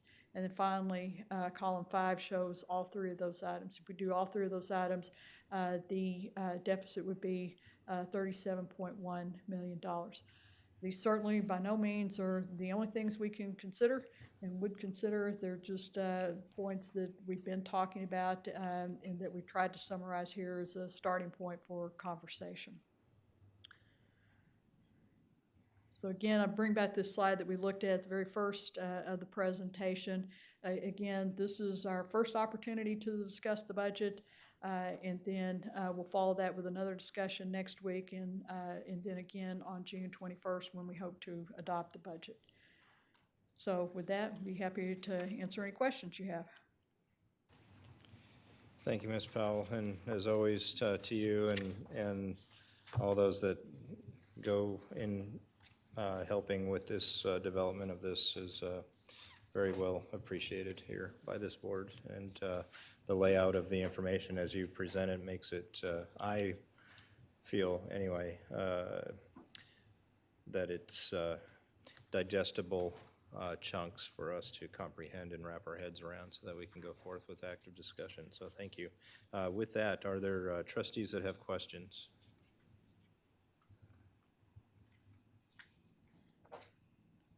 Mr. Hibbs? Ms. Powell, thank you very much. The Board Finance Committee has been able to see a lot of this information and disseminate much of what was presented here tonight, and I appreciate the way that you and your department, I mean, as you always do, have worked so diligently, and especially during this craziness of times, to crunch everything for us and make it where we can have it where it's easily understood. I want to clarify something that an earlier speaker came up and asked about, because it does have to do with our fund balances and our oil and gas. The oil and gas money that the speaker referred to earlier tonight, the $31 million, we actually allocated $20 million. Is it right at $20 million? It's actually $21 million. $21 million, For a budget amendment. just 2 weeks ago in our last meeting for the building of the 2 new complexes. So that money is not sitting there at this point, and as a total of $31 million. So I just want to make sure that was clear for the public, just in case if they were asking. When I look at over the different positions, and we've the board set out with these new positions many years ago, and wanting to get our appropriate staffing for the GT, the dyslexia, the foreign language, and then the 18 managers for the new STEM labs. That's the 18 STEM labs came with our bond, and so those positions were coming in. We talked about expanding our gifted and talented program, and then we also talked about the expansion of our dyslexia program, and we've been going in and supplementing those spots for many of the last few years. So with the addition of the 3 foreign language, that would be probably the only thing that the board would see that was new to these numbers, right? Out of the total proposed new positions, that's equaling the $1.354 million, $1,354,000. Those positions, those staffing positions that I just listed are that fall under that. Is that correct? Yeah, the 21 that you see here. Correct. That cost $1.3 million are not already built into the budget. Right, so those are going to be, those are new additions. Yes. That at this point in time are going to be important to fill if we feel that they're valuable for the district. I will tell you ahead of time that these 21 positions,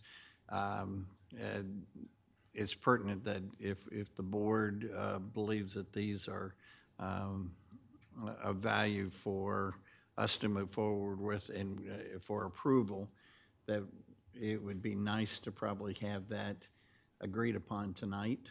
And I'll bring a motion forward requesting that we do approve for the upcoming 18-19 budget that those 21 positions are fully funded. So I'll give you a heads up that I'll be making that motion here. Mr. Hogg, he is our guru on for the board on healthcare and health insurance and such, and he and the committee have been talking, and we do see, I think, a shared value that healthcare premiums for our employees are spiraling out of control, and there's something that we need to look at specifically here in support. And I like the way that our wellness program is working. I would like to see that number grow from the, 2,300 employees that we currently have, to move up. I mean, there's a lot of employees that are right now literally allowing a lot of money to sit on the table. With 63%, we're talking at least another almost 3,000 employees that could take part in that. With the addition of the $120 a year, that would bring our $240 plus the $120 if it was approved by the board to $360 a year. Plus, if somebody is not currently enrolled in the program, they would realize that, what is essentially $3,000 more by their enrollment in the program if they're not participating at this point. Correct? Correct. Okay. So that from the numbers that you gave us, that's 619,000 is the numbers that's reflecting to. That I'd be interested in hearing from the rest of the board members, but that's something that I'm very interested in us addressing with this board is our healthcare and healthcare options for our employees. Until we can get something passed, and the governance committee is doing such a great job in meeting with our legislators and forwarding this forward, is at least there's discussions. We even heard that there was one senator that said that he might have some chips to cash in. So, if that's the case, maybe we can get something done there. With that, I really, I have, I'm looking at what is being recommended. It sounds like the district is saying that you think that in line from what you're hearing across through TASB and across our other local districts, that they're sounding like they're in a 2% range for increased compensation on this year? That is what we're hearing. Okay.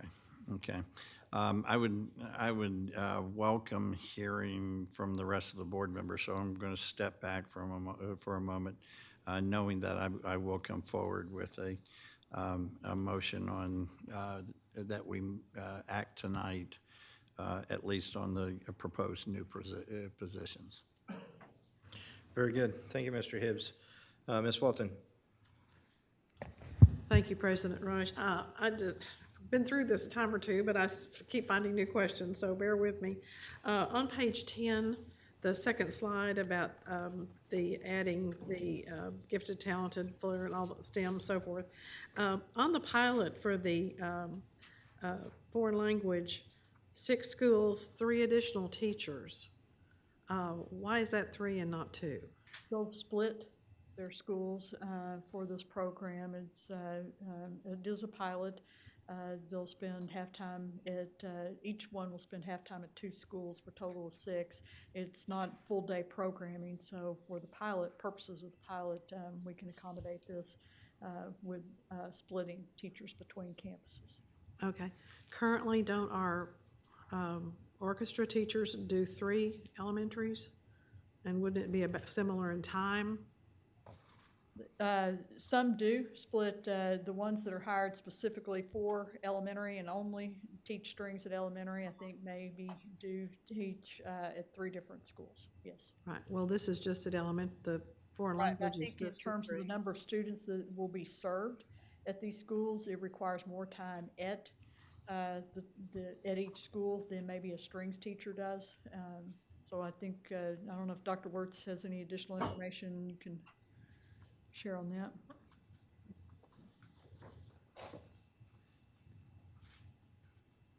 The other thing to consider too is that because it's a FLES pilot program, they'll need also time for planning and integration of the arts into the curriculum and also the integration of the culture part into the programming at the school. So you're right, there is I think in some of the fine arts programming, there may be some schools that have 3 that rotate between schools. We were trying to maximize it between the campuses by providing 2 so that there wasn't a lot of like frantic moving from school to school while they're initiating the program at the launch, since it is just a pilot. Yeah. Okay. Thank you. Yeah.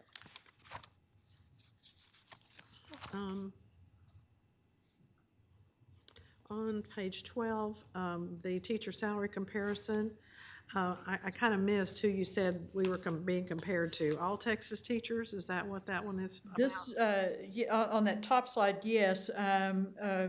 According to, this is according to Texas Association of School Boards, and it would be all of the districts that respond to their annual salary study, which I can't quote the number, but they have significant participation in that. And I'm sorry, let me back up, even clarify that market salary that you see is specific to our comparison group. So it's the group of districts that TASB compares us to. Oh, the 15. I spoke just now when I said that, yeah.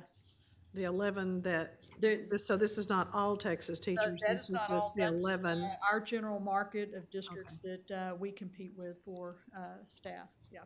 Okay.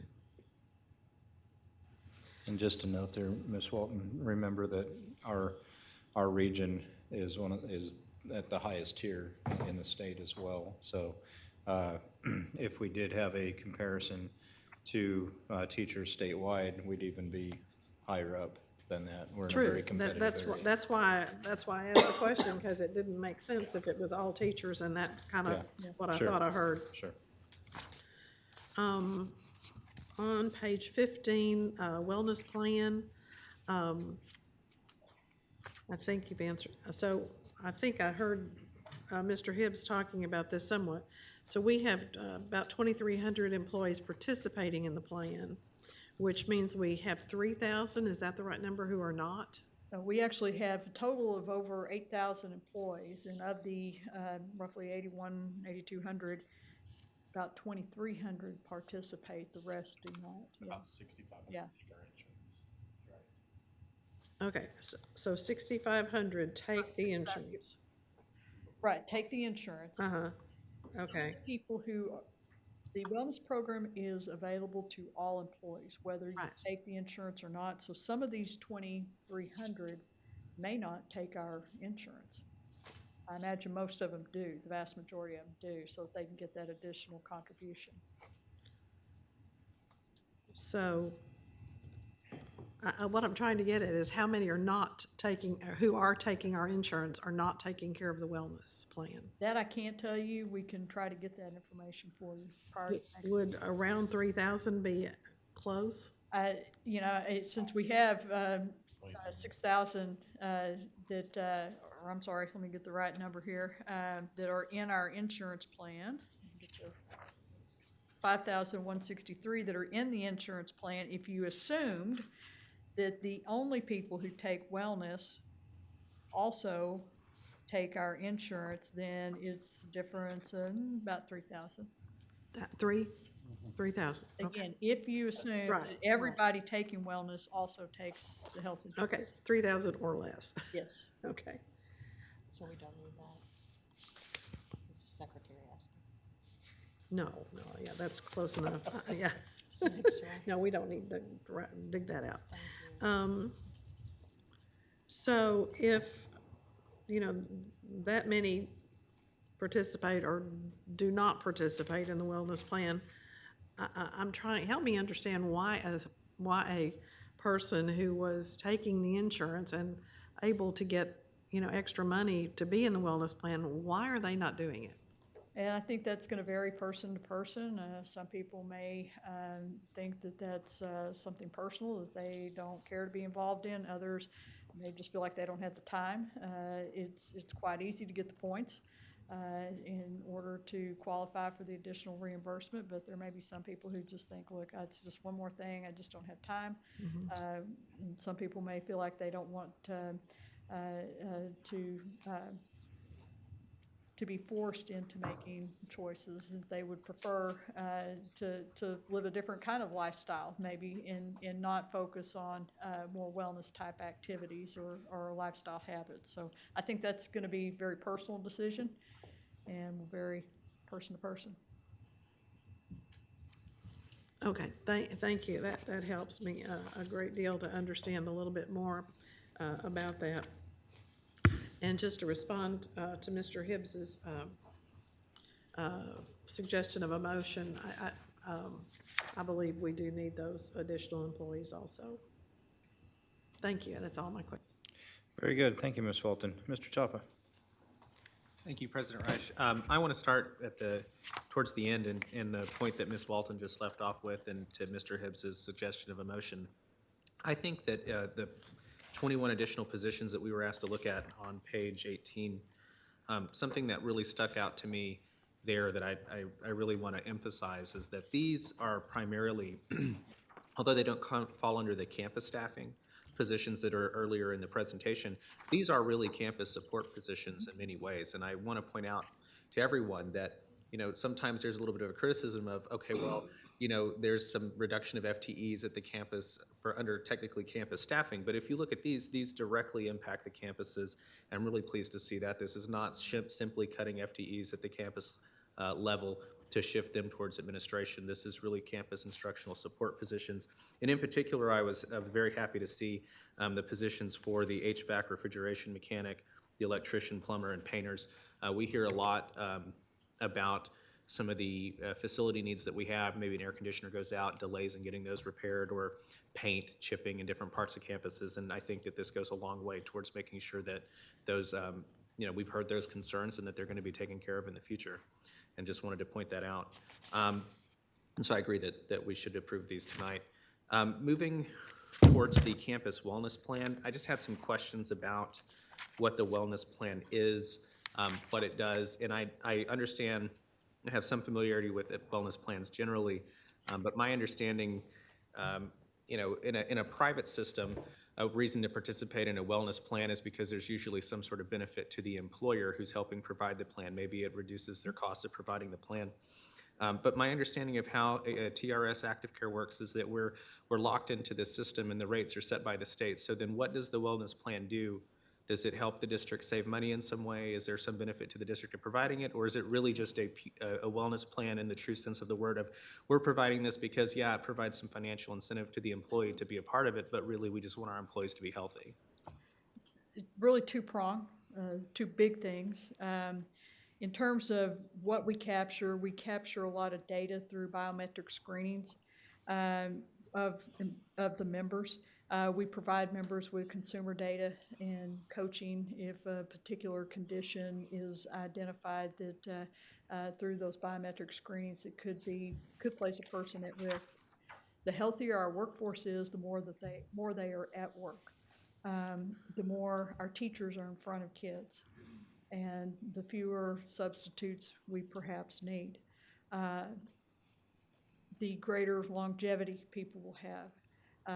The improved lifestyle that they will enjoy. Also, from a financial standpoint, we are able to build a book of business, basically, not by name, not by person. We don't identify people, but the data that is captured through this program allows us to build a book of business or a profile for the district so that if and when we have that opportunity to exit TRS Active Care, we will have our own data to use in shopping for a plan or designing a plan.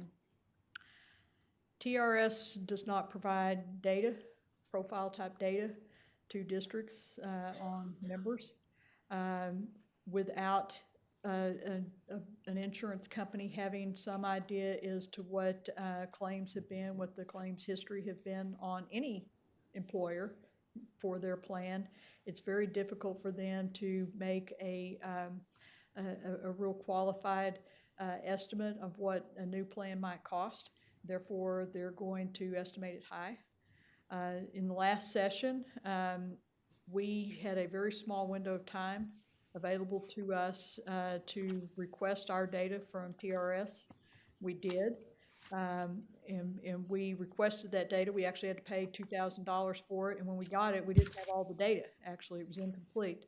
The only reason when that window even existed is because a bill was filed that would consider exactly what we're asking for, and that is the option for certain districts to opt out of TRS Active Care. While that bill was being heard in committee, there was that brief window where it was made public that if you want your data, you can call and get it. So we took that step. So this is all in an effort to do two things. Again, to improve the wellness of our workforce and keep them at work, on the job, in better health for our students and for themselves. And then also to help prepare us so that if and when we have that opportunity to get out, we have a very defined profile of our district that we can use to shop for a new plan, which would have financial, could save us funding financially or cost financially. That's good to hear, because that's a question that I get from some people who are making that choice as a allusion to, well, you know, what are employees thinking when they don't choose this plan? You know, trying to sell that point to them that, yeah, you might not see, there's, you know, you have a financial incentive to do it, but from the district's perspective, even though it doesn't save us money right now, we're working really hard to get out of TRS Active Care. And so in the future, we hope to be able to use this like a private sector wellness plan to help us at that point. And the more data we have, the better that is for us in the long And it run. even goes beyond just that data. If and when we get out and we get into another plan, I think the fact that we have a wellness plan will help us improve the rates we are able to secure. That's good to hear. Gail nodding over here. I had a question on the monthly benefit for, you know, what we kick in, and I did some math, and I don't want to be wrong with my math because I probably am. But my question is that on the monthly benefit to our employees who participate in the plan, does that is the $75 a month from the state? Does that get added on top of that? So if for example, for professional employees, I think I've got it down to all things in, it's maybe $255 a month contribution from us. Is the state $75 on top of that? The state money helps us fund our contribution, and we are required to contribute $150. The state contributes $75. It doesn't come to us on a separate line item that we can point to and say there's our money from the state for health insurance. It's embedded within the state funding formula. So the dollars that come to us through state aid are supposed to incorporate the $75 that the state gives us for health insurance. We then are required to give at least $150. We give I think it's $235 a month for professionals, and I think it's $250 a month for all others, right? Okay, go ahead, Mr. Hogg. Yeah, it's already, our contribution already has that 75 from the state in there effectively. Okay. And then I had a sort of a request for information that you know, I haven't been here all that long, and I have a sense of what we've done historically with annual pay raises, but I think it'd be helpful for the board to be able to look at what we've done maybe over the last 5 to 10 years in terms of annual raises to see where we could play, you know, where historically what we might choose in terms of a raise might fall. So we have some historical perspective when we make that decision. You can give me just a minute, we can pull that up and I can read them off to you. I'm sure that's easy to find. And I think that I have some comments and concerns about the salary discussion going forward, but I think I'm going to reserve those until the next meeting. All right. We have those if you why I bring them. They're quite handy. All right, so I'm going to start back. You can tell me if you want to go further back than that. In the 14-15 year, we gave a 2% raise. In 15-16, we gave 3%. And 16-17, 2%. And 17-18, 2.25%. Okay. What did you say in the 16? In 16-17, 2%. 15-16, we gave 3%.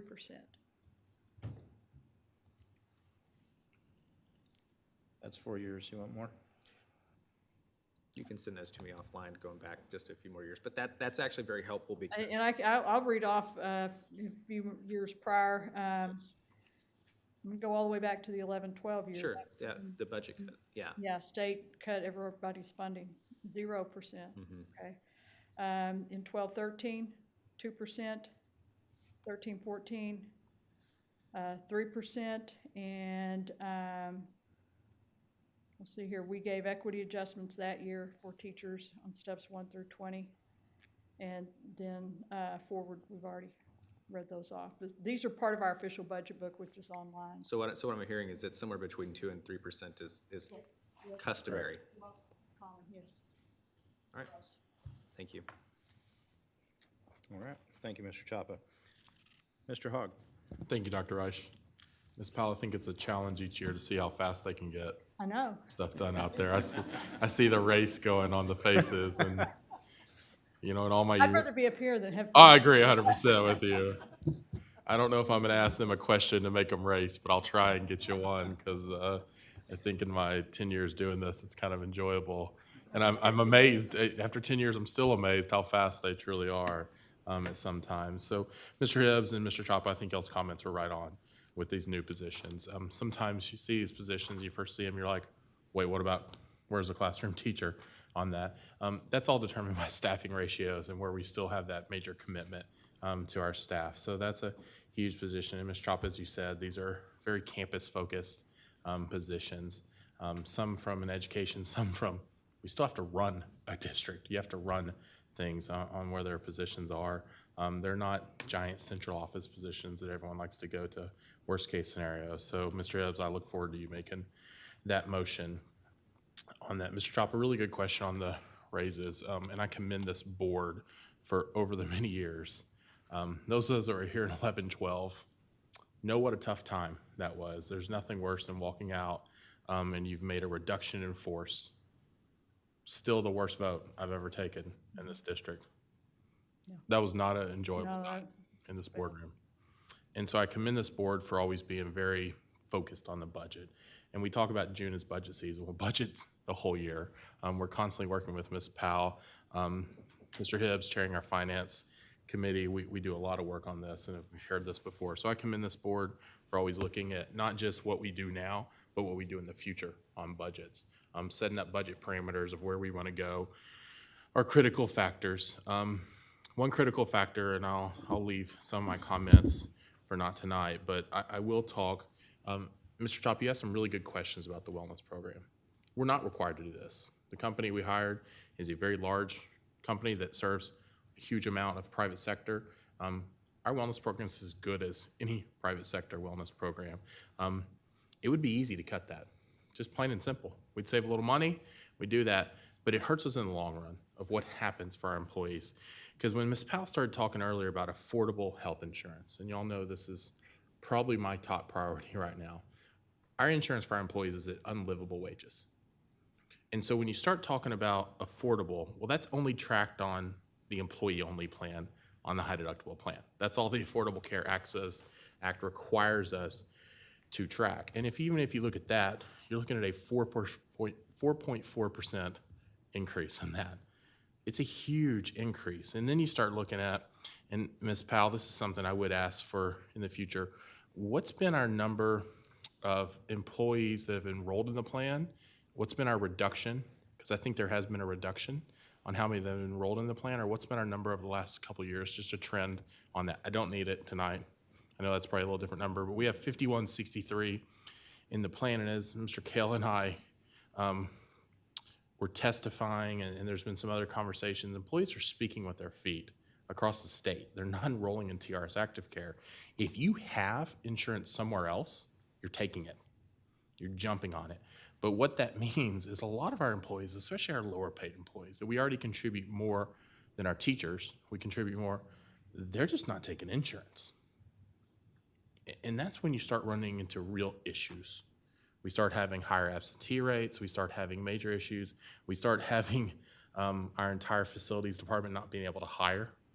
We start having our security department not being able to hire, our warehouse department, our cafeteria department, not being able to hire people. Because an insurance difference in the private sector and ours can be a major driver in where someone goes to work and what they're doing. So I would tell this board, I would, and I'm gonna push pretty hard, I think our insurance is one of our top priorities.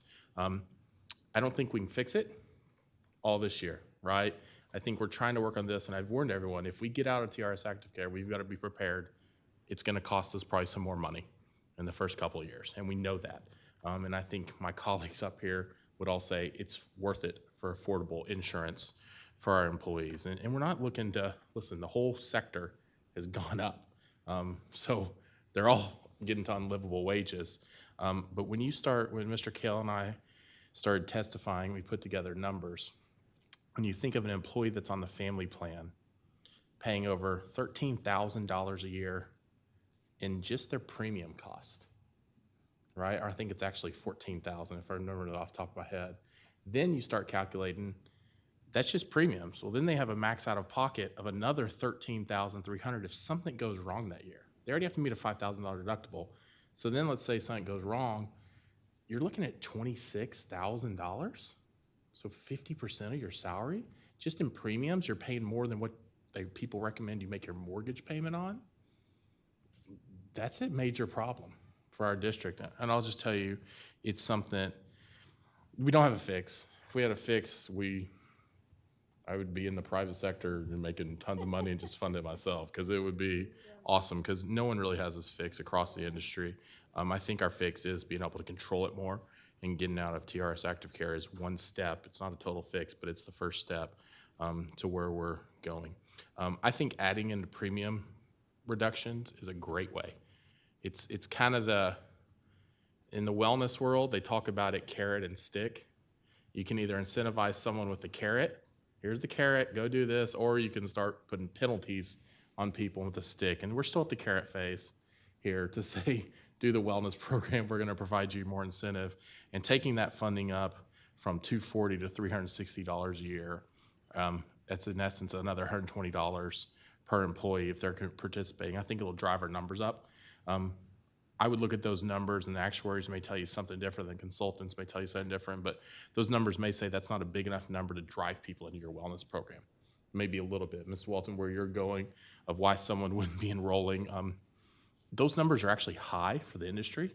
You get people that will, no matter what, you say do something and they'll enroll. You get some people you say, I'll give you everything, and they still won't enroll in the wellness program. But those are pretty good. I think most companies would be pretty happy with that enrollment percentage with that. But I would also say I think a little more incentive gets more people to enroll. Now, Ms. Powell, I did have one question. We're calculating potential of $619,000 in wellness contribution. But if you calculate that out, let's just say $2,289 by 120 increase, that's only like $274,000. So where are we coming up with that 619? Are we saying the max if everyone I think it would allow for some growth in there. Which I would have to assume there would be. And so, and honestly, that number is based on the number of people in our health insurance plan. And as we begin calculating That 5163. put that into the wellness plan, it would help cover growth, in which we want more people involved in the wellness plan, and then subsequently take the insurance, so it would cover that. So really that 619 is probably our top end I think absolutely number of what we'd expect. And that's something I think the 120 is a good bump increase this year. I would always say promote it as 120 a year instead of $10 a month, because it sounds a little nicer, just plain and simple. $10 a month, you're like, oh, that's only 2 Starbucks. I'm not going to do that. But you tell someone I'm gonna give you a $100 bill, and a 20 also, they may do something else. So I would promote this. I think it's the way to go. I think 619 is a high side from a budgetary standpoint. I think it'll probably be a little less to start the year and as people enroll. And then it also gives us, by budgeting that 619, if somehow, by the grace of God, we get a bill passed, they let us be a beta test, they let us do something to get our TRS active care that gives us also a little cushion for the next year's budget to be prepared of something that we're gonna have to spend and utilize if we do have the option to be able to get out. Those are all the questions I have. Thank you. Thank you, Mr. Hogg. Ms. Mays? Thank you, President Reich. Polly, do you want to ask it now while it's fresh on your mind? It's a follow-up question. Go ahead. It's a follow-up question. Go ahead, Ms. really. Walton. Thank you very much. I appreciate that, Chairman. Of the 5,163 employees in the insurance plan, you don't have to give me precise numbers, but ballpark, what is the balance between those that are professional staff members and ed support? I have that, I don't have it here, and I don't think they have it. I win. I stumped the panel down there. You may have, yeah. So, we can get that for you. Okay. But I don't have that. My assumption is that it will be more professional people, a good bit more that take it than our auxiliary care. Well, Say again, I didn't hear you. 3,810, yeah. 3,810. 3,810. Okay. Of the 5,100 are professional employees, so okay. A bit more. And our ratio of professional to ed support is about what? Of that 8,000? 1 to 1. Is it? It's we have 5,000, probably 3,000 are TAs, paraprofessionals, auxiliary workers. Does that sound about right? Yeah. 1 to 1.5. And 5,000? 5,000 would be professional, yeah. Okay. Thank you. That's very helpful. Thank you, Ms. Mays. Okay, thank you. Thank you, Cindy.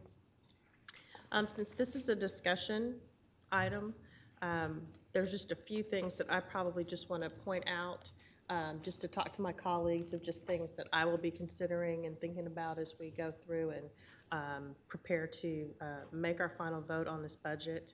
And they're just what I would call points, so that anytime we think of what we want to do, these are the points in my mind that I'm going to use to help me make my decision on how to vote. So first of all, Cindy, thank you on page 3 for the explanation of the variances. I think that's very helpful because once again, I know you don't toot your horn, your department does not toot your horn, but I know one thing when we look at a budget, anytime a budget is off, particularly if you are just a peculiar accounting person, you want to know, well, why was I off? And this gives really good reasons why a lot of it was not in our control. It also gives a confirmation of the conservative estimate that you do when we're projecting our budget. And just as someone sitting in a governance role, I really appreciate that. As a taxpayer in the community, I really appreciate that as well. So on page 5, student enrollment. Have we had any discussion with our demographers of any kind of potential continuance of decline maybe over the next few school years into 1920, 2021, just because we are seeing a declining trend? I would just be interested in knowing, do we think that it's going to continue to decline? Are we getting to a point where maybe we'll kind of peak off? What we are seeing, what we anticipate is that it will continue to drop a little, but that decrease is going to lessen tremendously and then eventually flatten. I think we have, it seems to us there may be several years more of much smaller declines.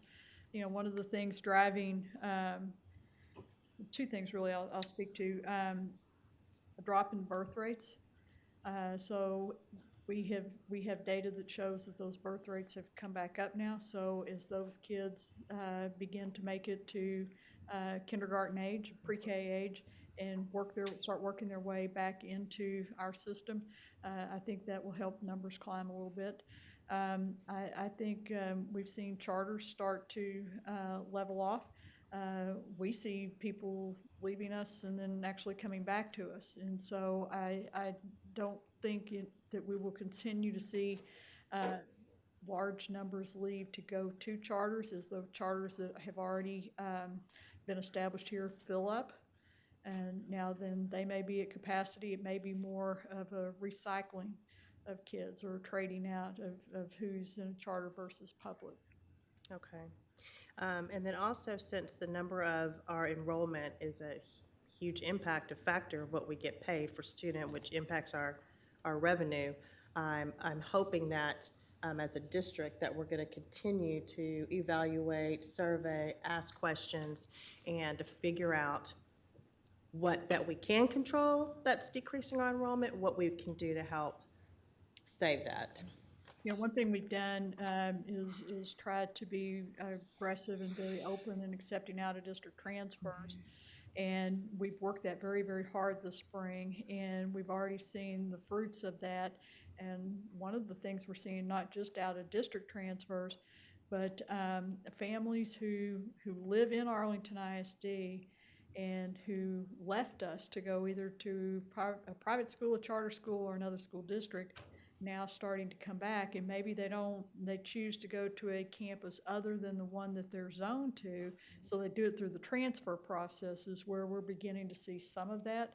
And so I think that I think as we enhance our programming, it's a lot of this has to do with what we can offer and the success that our programs are having. It's making us very attractive. And so I think that we'll continue to see that trend occur as well. Yeah, I would just add that thanks to our PEMS department and our really working as a team with finance and academics, very much doing case management for individuals who want transfers to our district, either internal or external. We post on our website every week the openings that we have, where we have those openings, so that people can fully be transparent about where they can apply by grade level. A lot of those efforts are starting to show results, and we're going to continue those efforts, including consideration for potentially a fall transfer period as well for next year, not just spring. You know, we eliminated transfer fees as well, so that has helped. But the staff has done a lot of kind of case management that has really been I think showing some good results. Also piloting some open houses and things like that more recently that we're going to continue into next year as well. Okay, that's good to hear. So another point that I thought of, and I'll just say it now because of what you said, is I think this district has done amazing things with the very grateful passage of our bond in order to be able to provide so many new and different services for our students. I feel that we have a huge responsibility in saying thank you to not only our staff that's helping to make it happen and our students that are receiving the benefits of it, to make sure that we do very well in passing this budget, so that we still have the funds to make sure that those new things that we've added, we're able to continue to support. That is something I will be thinking as we are doing this. On page 8, that payroll at 87%, estimated for 18-19, if we were to add the 2% raise of the $7.4 million, would that change that percentage? If it changed it, it may be, maybe 88% or so. Adding another $7 million to that piece, I think might just bump it a little bit. Okay. That's just a point that I wanted to pull out, and I think you kind of was alluding to really think about the dollars and the overall percentage of the budget. Not barely move that needle. On page 9, our top slide, the 3.72, that's how much would be in our fund balance based off of our preliminary budget for 2019, right? And that does not include any of our raises. It does not include raises. Okay, so for the additional items that is presented in the last part, about how much would that drop that fund balance from 3.72 to approximate? Look on page 19. Okay. The top slide. That's where you get a sense of that, because those different columns show those different additional things that we've been talking about. Mm-hmm. And so if you look, the very first column is the preliminary budget without any of those additional things, and there's a $27.7 million deficit, and you can see in the very bottom line what that does to fund balance, versus all the way in column 5, if we gave a 2% raise, we increased the health insurance contribution, and we did the new positions, the deficit was $37 million, so it increases it another $10 million and drops your fund balance another $10 million. Okay, so about how many percentage points do you think it would drop our 3.72 to drop another $10 million out of the fund balance? Help me with the math. A 1 month of operating expense right now is roughly $43 million. Okay. All right, and so that's, not even, that's just a fraction of a month, another week's worth of an operating expense, that $10 million. So it sounds like 3.4, that's what I was thinking. So maybe about 3.5 million. I'm sorry, 3.4, 3.5 months of operating expense instead of 3.7. Good. So I guess just a variant for us to think about is if we did the max, that at least being presented here, I know we can change this however we choose, but just the max of what presented, which would be number 5 on the slide on page 19, we'd still be above probably 3.2 of operating expenses left in our fund balance. Just something I wanted to point out. And let me point out, we've seen the history that we tend to end the year better than our budget, and you always want to. So that 3.7 months of operating expense, or the 3.4 with the other items factored in, that would be if we fully realized all of that deficit and there was no positive variance there. You took my ending thunder, Cindy. That's how I was going to end what I was saying. That was her. Say it again. That was my pal. You got to speak a lot faster than that, Ms. Mays, to get ahead of Ms. Powell. Well said, Cindy. Well said. And then, I think I may just have a few more. On page 12, our teacher salary market comparison, that difference from where we made the adjustment, to your point, it looks like just from the numbers shown here, you're talking $305 difference. So it looks like you could say it's pretty much closed based on what we were able to do last time. That makes me feel good. On page 14, for the health insurance, am I correct to say that we've got the 90% of the schools that participate? Would it be correct to say, and Bowie, if you can also help answer this, that the other 10% of the Texas schools never participated in TRS? Okay, I just want to make sure that the public and everybody realizes that. It's not people that had an opportunity to get out. They've never been in since the very beginning. And I'll comment that in that hearing where Mr. Hogg and Mr. Kale testified, in some of the dialogue between the committee members and our two representatives, a statement was made about that other 10%.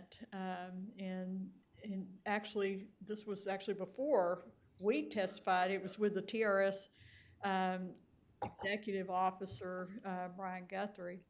And a question was asked about that other 10%, and did he think that they would like to maybe consider getting into active care? And he himself said no, he thought they were quite happy with their current plan. Good answer. I would agree. And then on bullet number 3 in the same slide, AISD advocating for large districts. What is the criteria for a large district? Just kind of help me understand. And what the bill that has been filed before, and even what we have suggested, and we're not necessarily married to this, is that those districts with at least 1,000 employees have that option to get out. So the criteria is based more on employees than student enrollment. It's all over the board. I mean, it's just Right, that could be okay. debated, that number could be changed, absolutely. Okay. And I guess my only thought there, and I'll just keep listening as we continue talking to our legislators and so forth, if we were to successfully advocate for that, I know for Texas, the number of large districts for the number of students it covers and or employees it employs is very large. But the number of small rural districts that we have is also very large for Texas too. So that's just something I guess that I'll wait and watch and see. Because in this case, what hurts one person is hurting all districts. Okay, and then on page 15, just for our wellness plan, my question here is just based on my personal experience, but how rigorous is it for the employees to either do administrative type paper fill out work to get those 200 points? It is extremely simple for them to report their points. We offer a number of activities, and if you want more detail, Mr. Kale can give that to you, but it's incredibly simple to earn your points and report them.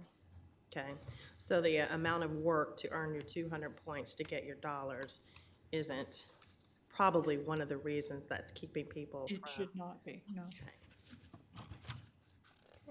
And then my question was answered on that 619,000 for the contribution. Okay, so that was all of my questions, and I was just gonna end and say, what Cindy said is, once again, you know, we've talked about trends, and I think trends are very important when we're looking at our budget for not just what's going on now, but what's gone on in the past, and then to also help us project for the future.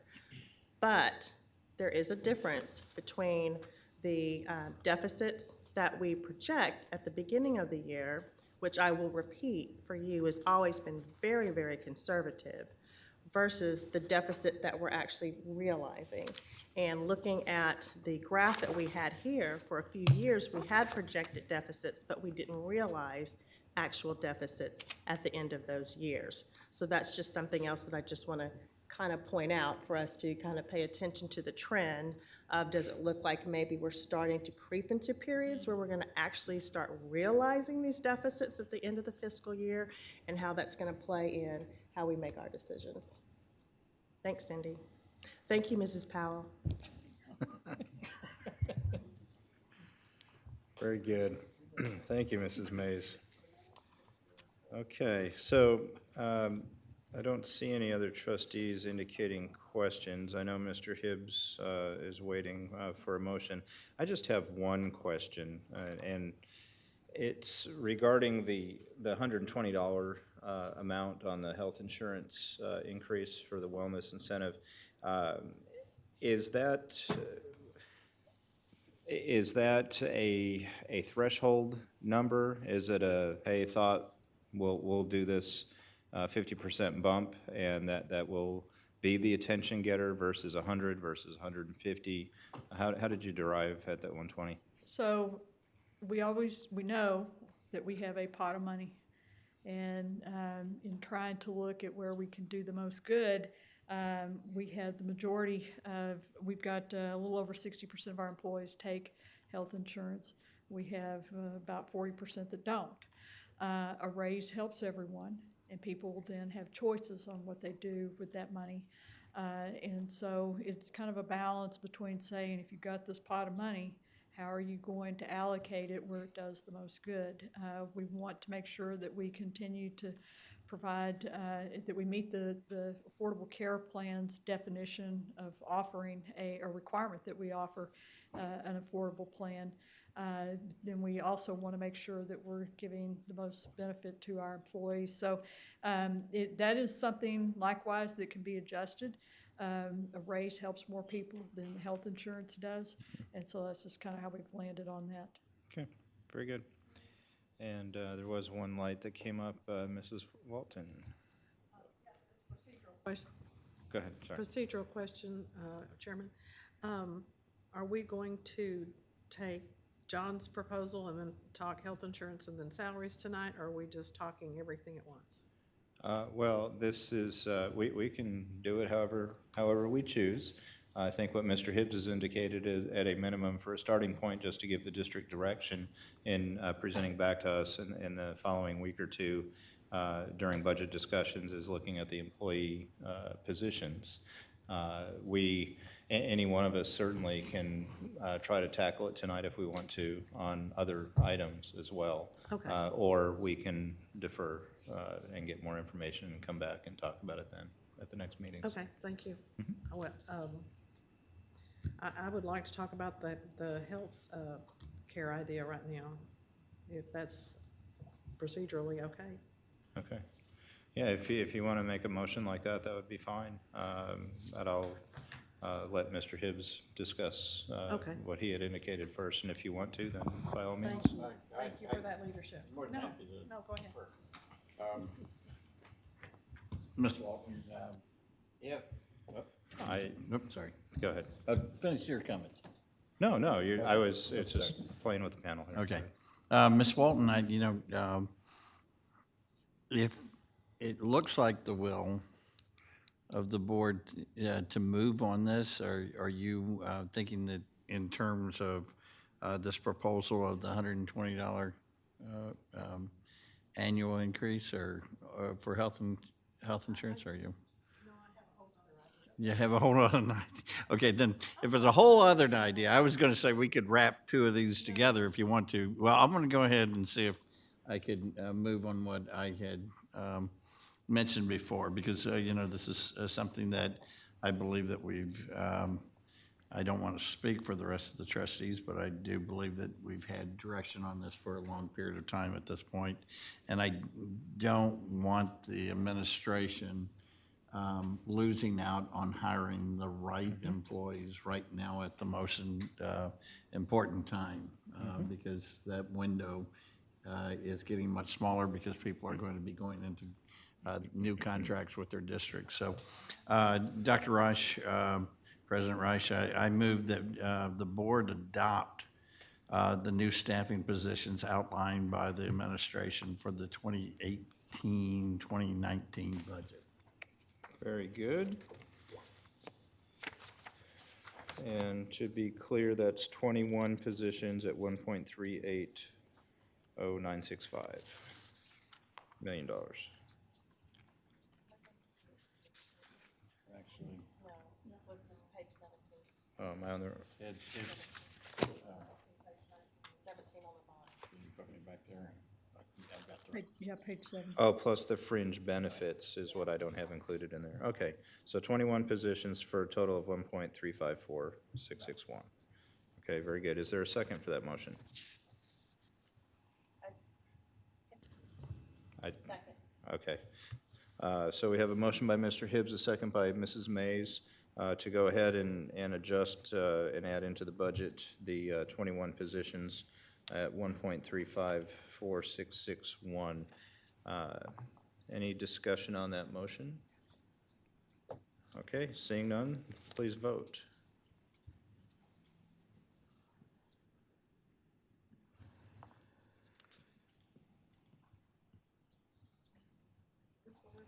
It says to consider ratification of administrative, no, don't worry about that.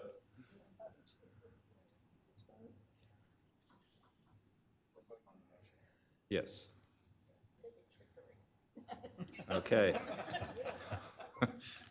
Motion carries. So we have those 21 positions now added into the budget.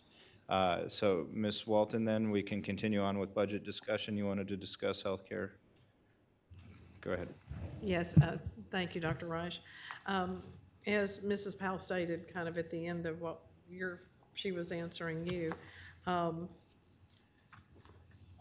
giving increases for health insurance helps some of our people, but not everyone. I feel like a salary increase so that employees can have the money to choose if that's what they want to spend it on, which I'm sure they probably would have to, is the way to go. Mainly because only about half of our TRS Care Insurance people are opting for the wellness plan and tying any additional increases to becoming part of that wellness plan is still affecting negatively some of our people. So I feel like not trying to do anything targeting an increase in our contribution to the medical insurance premium is not equitably giving our funds, which are very precious at this point, to everyone. We're a district that has always tried to be, above all, fair to all of our folks. And I think rolling more into our salary increase and getting it up closer to what some of our surrounding districts are seeing by using that amount would be the way to go, rather than just giving small increases to only part of our employee group. Okay. Very good. Mr. Hogg. Yeah, thank you, Dr. Reich. Ms. Walton, I understand your reasoning, but I have to completely counter it. What you're not taking into account is our employees that aren't our insurance have other options. So these may be the employees that do have a family member, or they're potentially not electing our insurance because they don't have enough money to pay for our insurance. Yeah, by IRS standards, you're supposed to have it, but let's be honest, we know a lot of employees don't. So I think by contributing to the insurance, you're helping those that are pretty much suffering the most with our insurance, because the only reason you're electing our insurance is you truly have no other option. And I hate to say that, because if I was an advising employee, I'd almost be like, I'd look for other insurance, because it's at those levels. So by contributing, you're also adding a huge budget change on contributing others, and you're not offering and you're not taking into account what the value is of recruiting through insurance, what the value is of losing retention of employees for those bases. It's proven with our market standards, we're riding the market within completely with our salaries. But if you start looking at market and then we start doing comparisons over insurance, and let's talk non-teaching positions, I think we're way behind. So by adding that and having those employees on the insurance, it's also building us up to be more prepared for if we get out of TRS active care. The more people that are enrolled in wellness plan, the biometric data is critical to be able to have the data, because otherwise when we get out, the only plan we can go to is Aetna, because they have all of our data. And that's not going to be cost effective for us at all. With biometric data, you have to have more than 50, so you can't identify individual people. You'll be able to spread that out across the actuaries and actually have a chance of getting it bid out. So I think we're not giving credit to what the value of that is. I understand your reasoning of wanting to go across the board, but then you also could take into account an employee could take money for the insurance. Now we're doing premium reductions, but they could also, if they're buying insurance, they could also contribute to their own HSA and have their own savings. And I considered the thought of, do we contribute this to an HSA? Because then that employee can get that tax deduction. So then they're able to take that family and take them to $69.50 a year and pay $69.50 less in taxes. So add another 25% to that $69.50 and you're capitalizing their money even more. I don't think the HSA is the right option or an HRA for us, because there are costs for us to be able to facilitate those. And we don't offer enough money to be able to justify a $3 to $5 per employee, per account, per month to be able to justify some of those costs. So I think the contribution to insurance is helping those employees who probably need it the most. So just taking those dollars and contributing it, and as we said, those dollars are probably on the low side, $250, on the max side, $619.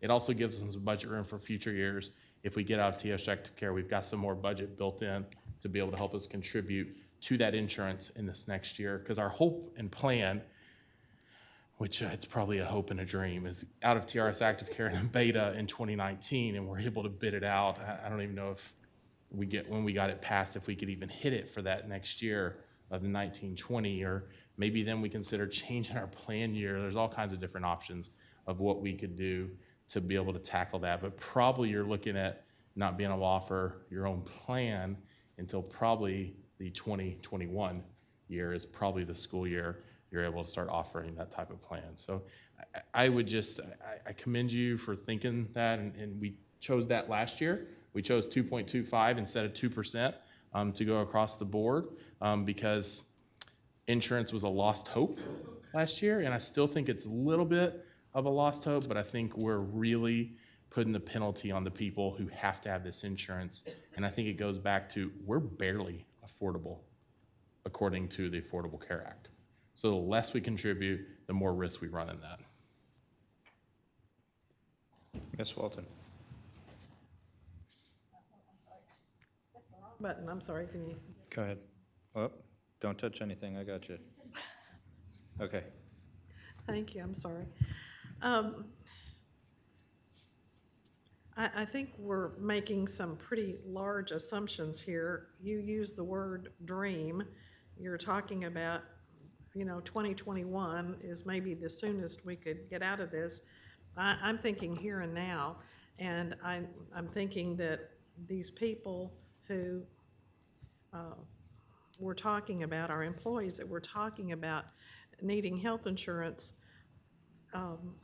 also are looking, you mentioned several other things and then said, well, we can't do HRSs and all that kind of stuff. But if we give the money to our employees in dollars in their salary rather than in increased contributions to their health insurance, they can use that for retirement benefits when they retire. It's more equitable because everyone will see a larger salary increase, whereas not everyone will be benefiting from an increase. I am totally against tying it to the wellness plan. Yes, that gives us some good data, but that's not what we should be thinking about. We should be thinking about our employees and not using them for all this data gathering. I think we've been doing that for a while. I think we're in a lot better shape if by some miracle the state lets us out of TRS care. But I just think all of that is pretty remote at this point, having talked to several of our legislators in the last couple of weeks. So again, I think the money is better spent going to salaries, to increasing our salary amount, percentage, and doing that equitably for everyone. It helps people. It helps all of our people's retirement. It is more equitable, and we've got some good folks who work for us, and many of them are opting out of this wellness plan, and for several reasons that Mrs. Powell gave us that mean a lot to these people individually. I sense that there's some resistance to doing the wellness plan for, as she said, privacy reasons, or just not wanting to do that healthy lifestyle for whatever. Teaching is stressful, no doubt about it. And I just think we are doing more for a broader range of people by putting more money into their salary increase than into their medical. Thank you. Thank you, Ms. Walton. Mr. Chapa? So I had mentioned earlier before that I had some thoughts and concerns related to the salary increases that I was going to reserve for another meeting, but I think Ms. Walton's discussion implicates some of them, so I'm going to throw them out there now, and in the spirit of Ms. Mays' sort of flagging points to consider too. I think the discussion that has proceeded tonight to some extent is based on the assumption that if we do a 2% raise and we also do the $120 a year increase in the health insurance subsidy, that we're moving the ball forward for our employees in a meaningful way. And my concern with that assumption is that it might not be true. And so we are, as a country, coming out of a period of relatively historically low inflation. And so for many years, we could authorize a 2% increase in our salaries, and that was a meaningful, real increase in salary in real terms. And I hesitate to trust everything I read on the internet, but I have used the Google to look at the Bureau of Labor Statistics inflation calculator for the period ending in April, which was published in May. And so the rolling back 12-month average for inflation was 2.5% going back to April of 2017. And so I'm looking at the numbers here going back several years, and these are just average numbers.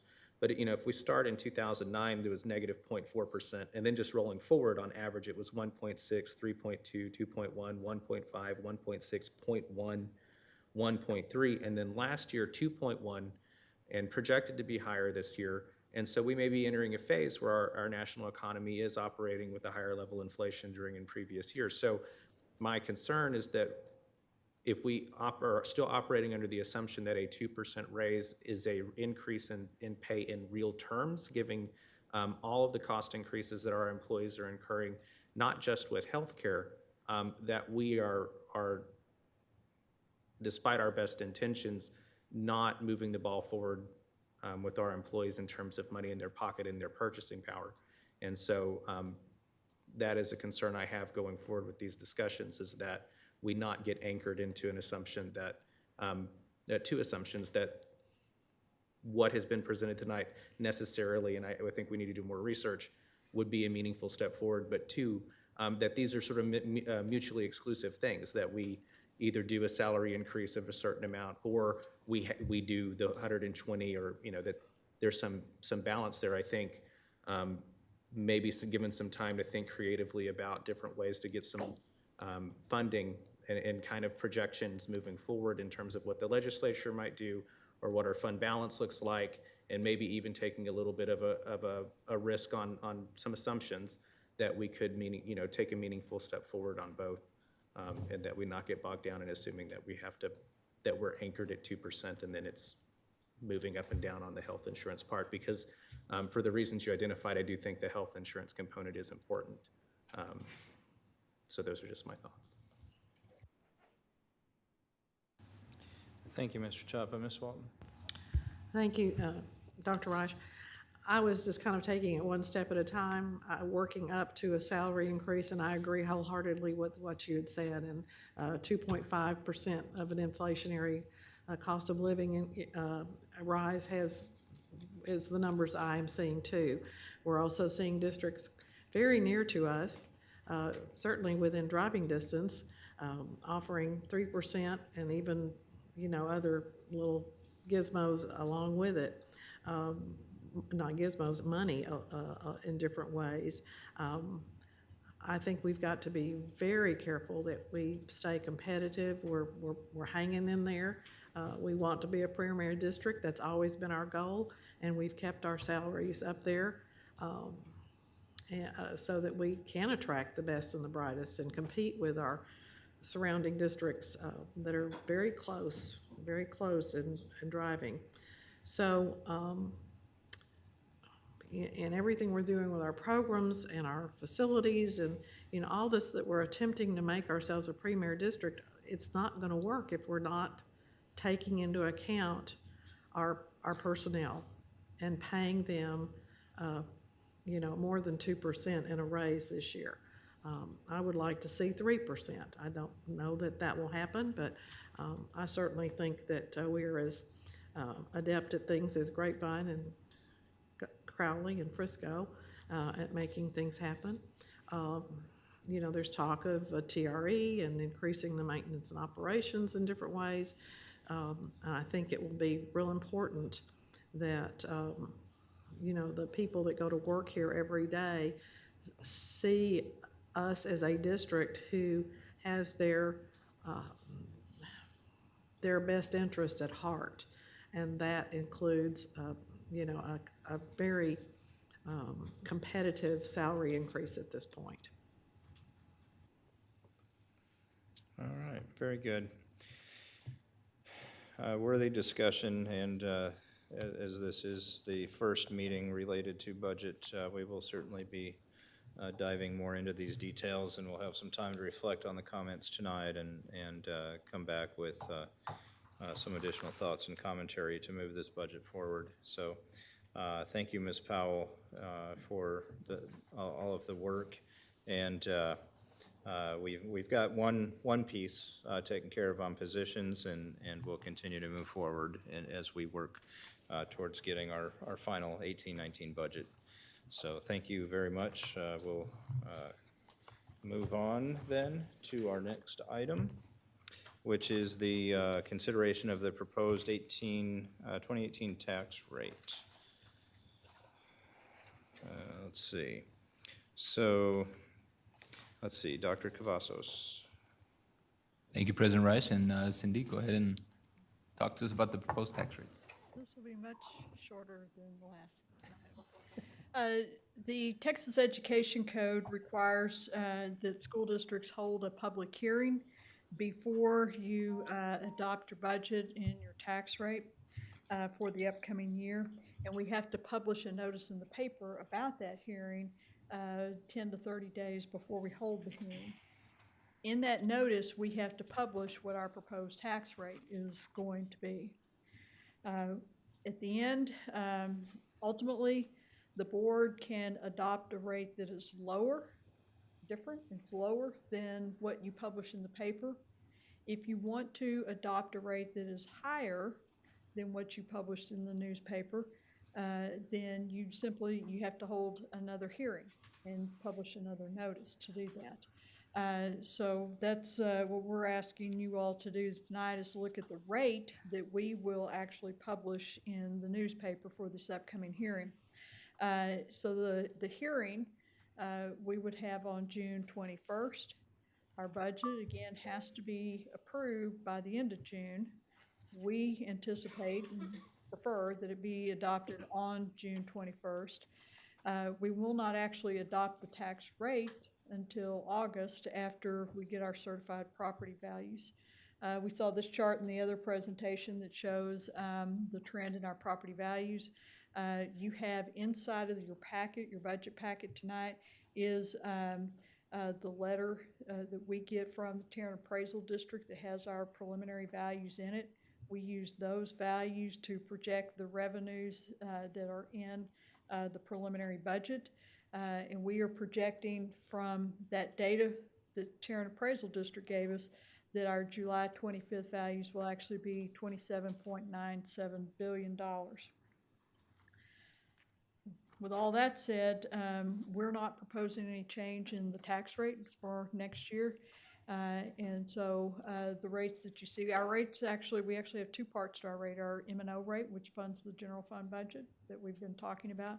We also have the debt service rate, commonly referred to as interest and sinking fund, that is the tax rate that raises dollars to pay the principal and interest on our bonds. And so you see the rates here, the two rates that we're proposing that we publish in that notice.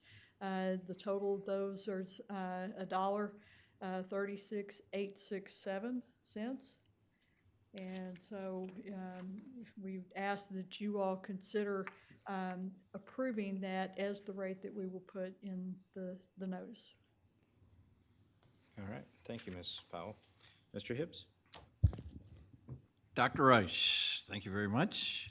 I want to move approval of a proposed maintenance and operations tax rate of $1.04 and a proposed debt service tax rate of 30.32867 for the 2018 tax year, for a total proposed tax rate of $36.867.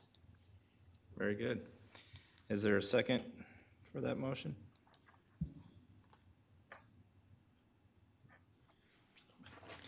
Ms. Walton? I will second that. Thank you. Motion by Mr. Hibbs, second by Ms. Walton, to approve the recommended tax rate for the final total to be $1.36867. Any further discussion? Mr. Hogg? Thank you, Dr. Reich. And just to clarify, this is not approving the tax rate. This is just approving publishing a tax rate. Correct. Okay. And with that, Ms. Powell, I would just ask, and I don't need it tonight, when we calculate debt service, we usually say to taxpayers, what's their average cost per 100,000, things that we normally do. So with the taxable increase that we are seeing across this year, can you show me what that increase is by staying at our current tax rate of 0.32867? Would you just send it to me after the meeting sometime of what that average cost is per $100,000 of your home? Thank you. Very good. Seeing no further lights, we have this motion on the table for publication. Please vote.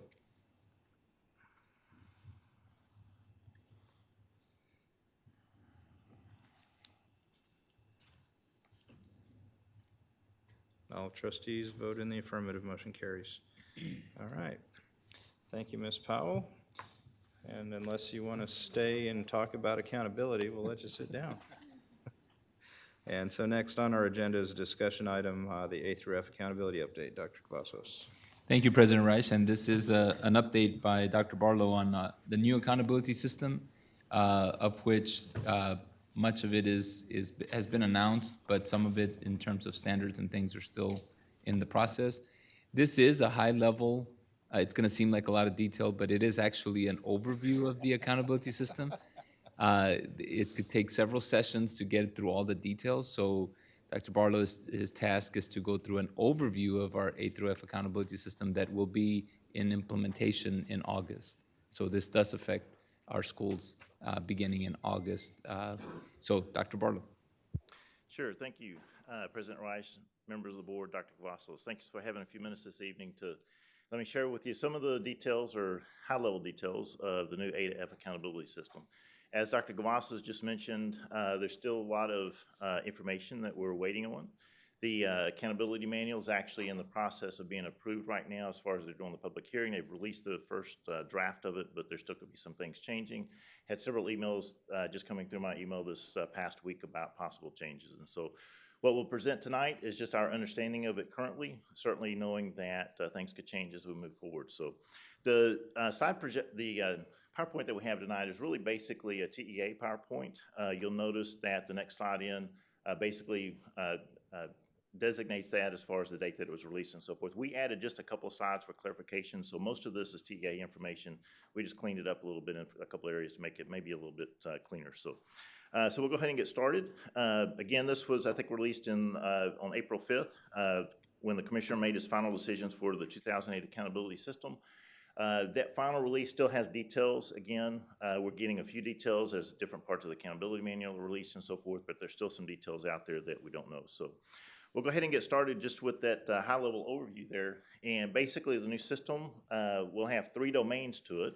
We're kind of used to those 4 indexes. Not only did we change the number, but we changed what we called those things. And so they were called indexes in the past several years. Now they're called domains. And so kind of getting used to that naming convention there. With domain 1 there being student achievement, domain 2 being school progress. That has 2 parts to it. Part A is student growth and part B is relative performance. And then domain being closing the gaps. You'll notice I added a couple of notes there at the bottom. This is a lot of clarification on this as we've visited with campuses and so forth, is that districts only will receive the A to F this year for 2017-18. And so we expect accountability ratings to be released August 15th. At that point in time, districts throughout the state will get the A to F rating. Campuses will not get an A to F rating this year. What they'll do is they'll go ahead and do all the calculations for the A to F. They'll have those data in their data banks at TEA. We expect those data to be released sometime before January. I think the statute says January 1st. I can't remember the date on that. So they'll have those data. They will use those data in order to actually determine the improvement required. So campuses will still be under the old MET standard or improvement required. We've been under that for several years. The difference being is that the improvement required would be kind of equated to the F, And then everybody else, whether you would have gotten an A, B, C, or D, then you would get the Met standard. So the difference there is that districts will get the A to F coming August 15th. Campuses will still get the improvement required or the Met standard. So a little bit confusing there, but kind of get through that hopefully throughout the fall semester, and we'll have some data on campuses as well. So the first domain there is the student achievement domain, and basically that is measures the achievement level of students, similar to the previous systems index 1. The key difference is that now it includes multiple achievement levels, giving various credits for each of those achievement levels. And so very similar to the old index 1, just calculated a little bit differently. And so that difference looks something like this. As far as elementary and middle schools, you basically have a STAR component there that counts as 100% of that rating for domain 1. With the high schools, you have the STAR component, that's 40%. The college and career military readiness, and we abbreviate that the CCMR, so we'll see that quite a bit over the next little while. And then the graduation rate. So you'll see that broken down as 40%, 40%, and then 20% for the high schools. So the difference in the calculation on the STAR component is this. You may see, whereas in the previous system, just a couple of pointers showing that will not work up there. I'll try to use the one on the projector here. Still getting ready, used to the technology here.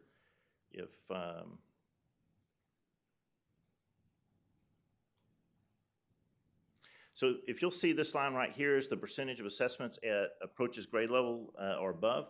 That's basically the measure we're using right now when we do it index 1. Under the old system, like last year and the last several years, is we use that line right there, just the percentage of assessments at approaches or grade level.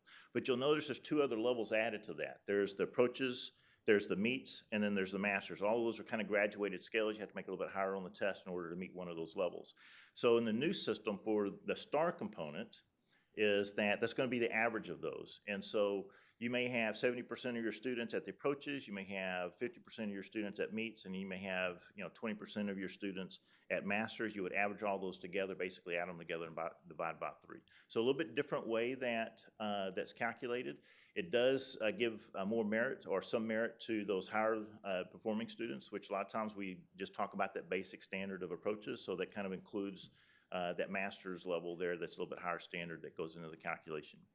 Let's see if I can move through here. So on the career readiness, the college readiness, career readiness, and the military readiness, that CCMR, that component for high schools, you'll see there the different criteria that you can actually attain one of those points. So any student that meets any one of those criteria gets a point for that.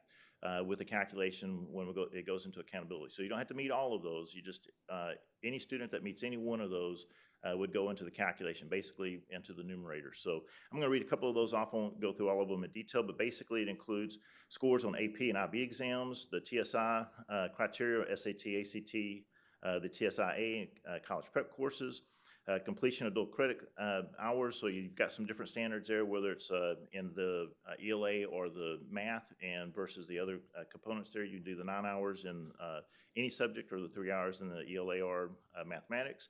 If you earn an associate's degree, complete on-ramps courses, meet standards on a composite of indicators indicating college readiness. Those 2 are coming in, I believe, 2019.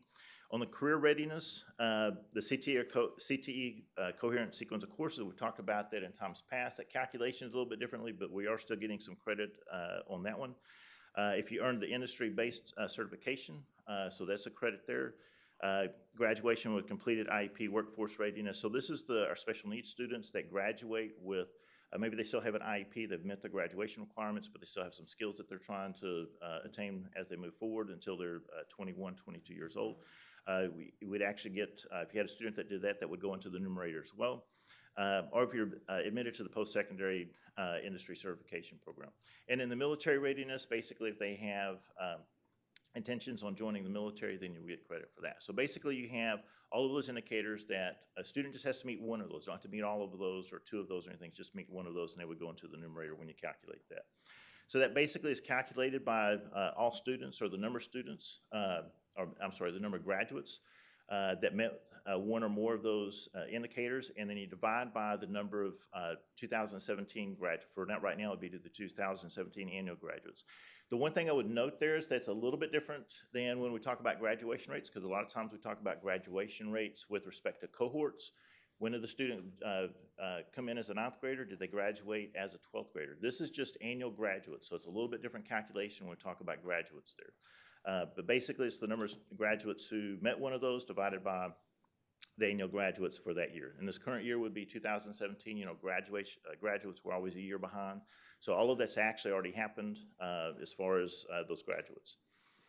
The graduation rate, so now we actually move into the graduation rate piece. This is similar to what we've had in the past. Maybe the one difference there is in the old system, we could look at 4-year graduates, 5-year graduates. They would take the better of the two. This year now they've included the 6-year graduates. And so it'd be 4, 5, or 6-year graduates. You get the better of one of those three. So going back to the calculation then, the student, so this is still domain 1, student achievement domain.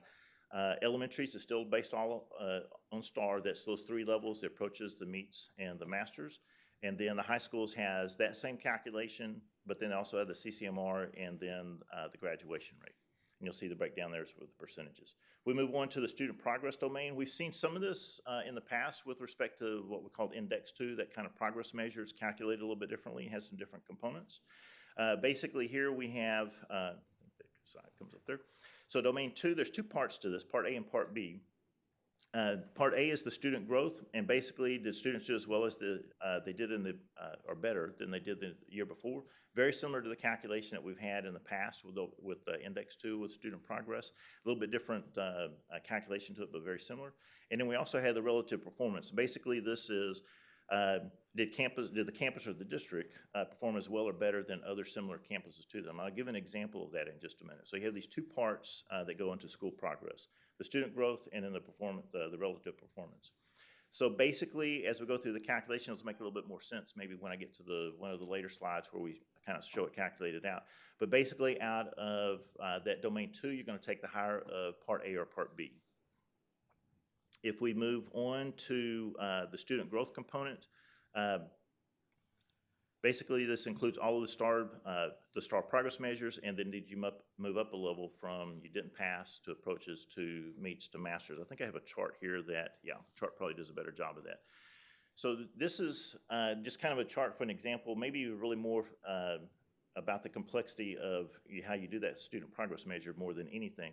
But basically, you would earn points in student progress measure 2 ways. One of them in the old system where they actually had some sort of progress where they had maybe 100 points gained from last year to this year, or 200 points gained, and so forth. That's one way you would gain points for the student progress measure. The other would be as if you just moved up a level. So you'll see on the chart here that, so suppose that I am over here on the approaches grade level. And then if I move up to the meets, that would be 1 level up, I would get 1 point for that. Regardless of the number of scale points that I gain, I just moved up a level, so I get a point for that. Also notice that anyone who just gets to the highest level, the master's grade level, you'll see this column here to the right, that you just get 1 point for that. So there's a couple of different ways to get points, but it really has to do with progress that students are making. So I don't want to really dwell on the chart. It's really just there kind of to show the complexity of the process. The other piece, I think I've got another slide here on the STAR Alt 2. This is the test that our special needs students would take. You kind of have a similar process for that as well as far as gaining points on student progress. If we keep moving, talk about this relative performance. This is where it starts getting complicated. And I think I've got a chart here that might help a little bit in that. The idea here is, yeah, so did that help? Okay. So, yeah. So the idea here is level of complexity is different. Complexity. So the idea here is that we're trying to compare campuses and districts to like campuses and districts. And usually our base indicator there is the level of economically disadvantaged students. I mean, that's not the end-all be-all, but it's usually a pretty good indicator as far as our campuses alike with respect to poverty and economically disadvantaged students. So the way this works generally is that the lower the number or the percentage of economically disadvantaged students you have on your campuses, then the higher you have to make on the index 1 or domain 1 in order to make an A. So if we look at this part of the axis right here, this is basically domain 1, or how well they did on STAR. And then if you look at the horizontal axis here, that's the percentage of economic disadvantage. So we just do an example. If I'm looking at these campuses, this is some data that is run on middle school and junior high. I think Mo Casey ran these, so we borrowed their slide. Is that if I look at those that are in blue, so those are about between 0 and 20% economically disadvantaged on the campuses. That's pretty low for anyone throughout the state. And notice that in order to make an A, so an A would be up in this area above this top line here. So that would be an A. These down here below this bottom line here, you can see that little line going across the graph. Those would be Fs.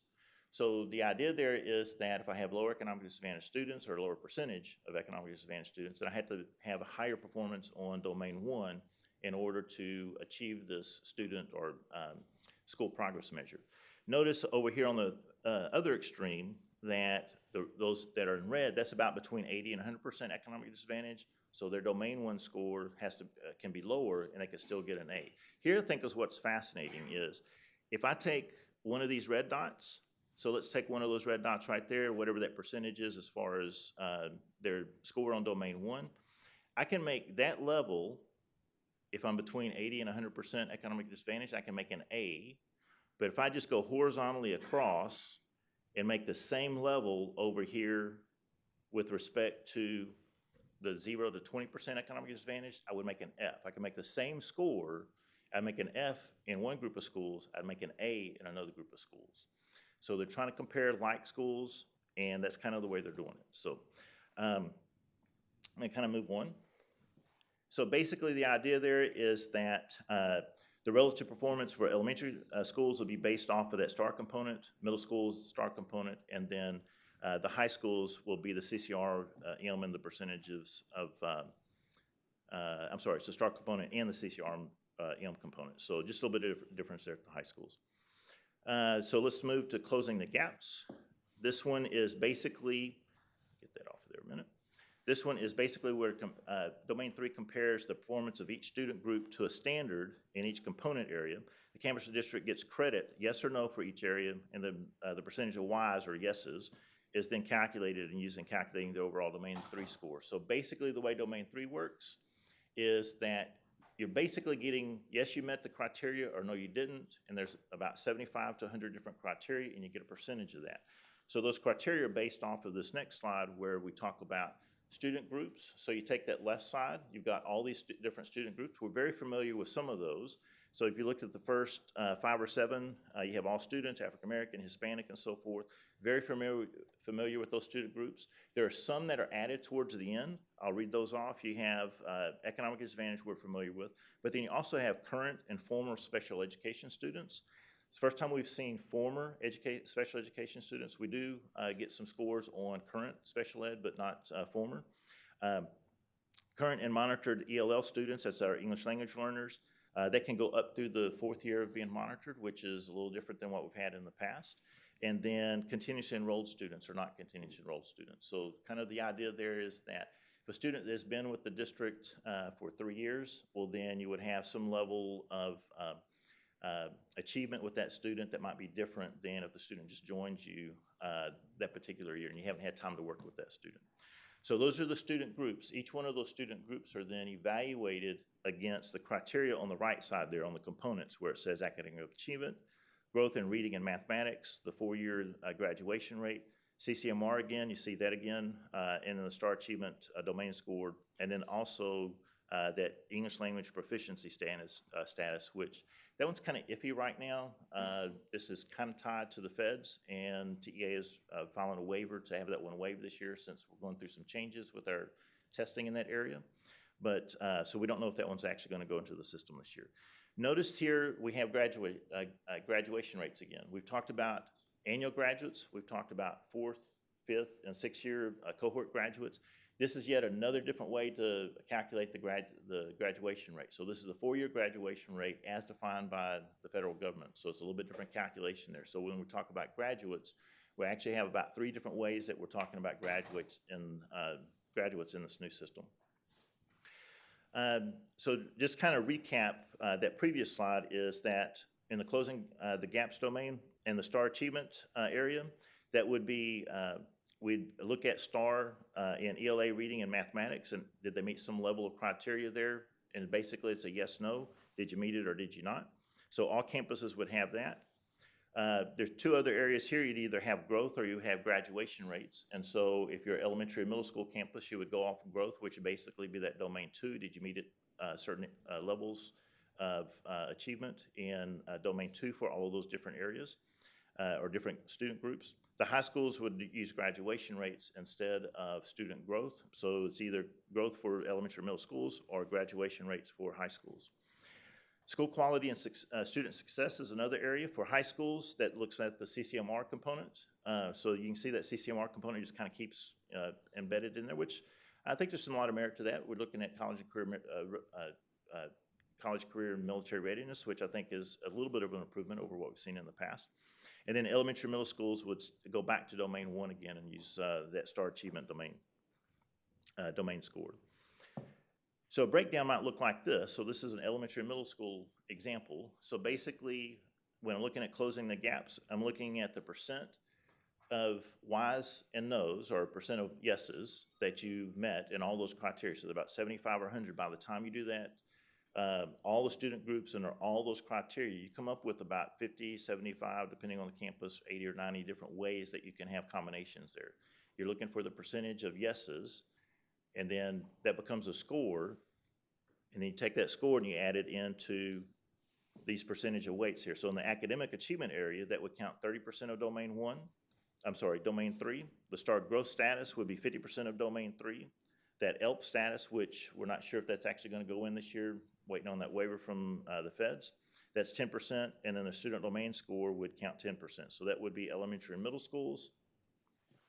High schools looks very similar. They just have a couple of different indicators there. The academic achievement, again, that one's in both slides, 50%. The federal graduation status, or that graduation rate, again, 10%. The ELP component, 10%, and then that CCMR, again, is a 30%. So basically, I'm going to go back a couple of slides here, just kind of as a recap, because closing the domain 3 gets really confusing. Domain 2 is confusing. Domain 3, I think, takes it to another level of complexity. So, yeah. So you're taking the student groups there on the left side, and each one of those student groups have to perform at some level in all the components on the right side. And then after you take those different areas, you're looking at those breakdowns as far as the weights for elementary middle, and then those breakdowns as far as the weights with respect to high schools. So then you might end up with a calculation that looks something like this. So this is an elementary calculation. Let's say that on the academic achievement component, that they met 69% of the components. You'd multiply that times the 30%, and then you would get the 20.7 points. Then you would go do the same thing with the STAR growth status. Let's say they got 83% of them with yeses, times 50% would be 41.5. And then you can see the rest of the numbers there, the ELP, and then also the student achievement domain. That right column here, though, after you do the multiplication with the weights, you would add these up, the 20.7, the 41.5, the 10, and the 6, and then that 78 would become the score for that domain. Now, we haven't really talked about how all this relates to A, B, C, D, and F, and so we're kind of transition of that. But maybe as an example here, when I think of a 78, I think of a C, right? Okay, so part of the process in the new system is they wanted a system that kind of has some familiarity with respect to how we think of grades. So we typically think of 90s as A's, B's, being 80 and up, and C's, 70s, and so forth. So in this particular case with that 78, that would kind of feel like a C, and that's what you would get as far as that domain goes. So we move into ratings. The reason I kind of lead into that is the scores that you actually get on the domains don't necessarily are not necessarily the A, B, C, D, or F that you would get. All those are then translated into a scale score that relates to an A, B, C, D, or an F. So it would work something like this. This is just an example. So I may make, let's say domain 1, I may make a 62 on domain 1 when I average those three levels together, the approaches, the meets, and the masters, I may actually get a 62% there. But that 62% may actually correlate to a 91 because we want the scores to actually feel like A, B, C, Ds, and Fs. So that may correlate to a 91, so the actual score that you would get for the domain might be a 91, which would relate to an F. And another example, and again, these are not necessarily the correlations, these are just examples, but I may get 51% averaged on domain 1, but then that translates to, in this example, a 79, which feels like what? It feels like a C, right? So all of the scores, all of those raw scores, notice the top of the column there, I have raw score, and then I have the scale score. All of the raw scores that do all those calculations that we just went through, and then they still have to be translated into a scaled score that feels like an A, B, C, D, or an F. So this is kind of a made-up example of how that works. There's a whole calculation charts in the accountability manual, which is part of what Dr. Cavazos mentioned a while ago, is what we were waiting on. Those were just released, I think, maybe last week. I'm trying to remember now. So now we're kind of sifting through those, and we're trying to figure out, okay, if you make a 62, what does that correlate to? If you make a 55, what does that correlate to? That type of thing. Okay, so then we get to this kind of final calculation on this part of it. So the final calculation for the campus, or in this case, the district, because the districts are the ones that are going to be getting the A's, B, C, D's, and F this year, is you have the three components. You have the domain 1, the student achievement. You have the school progress part A and school progress part B, and then you have the closing the gaps. And so basically, in that previous slide, I mentioned that you would take the higher of the A or B here. So in this case, let's say that the scaled score that I had in each one of those was an 89, 84, 72, and an 81, just reading through this column here.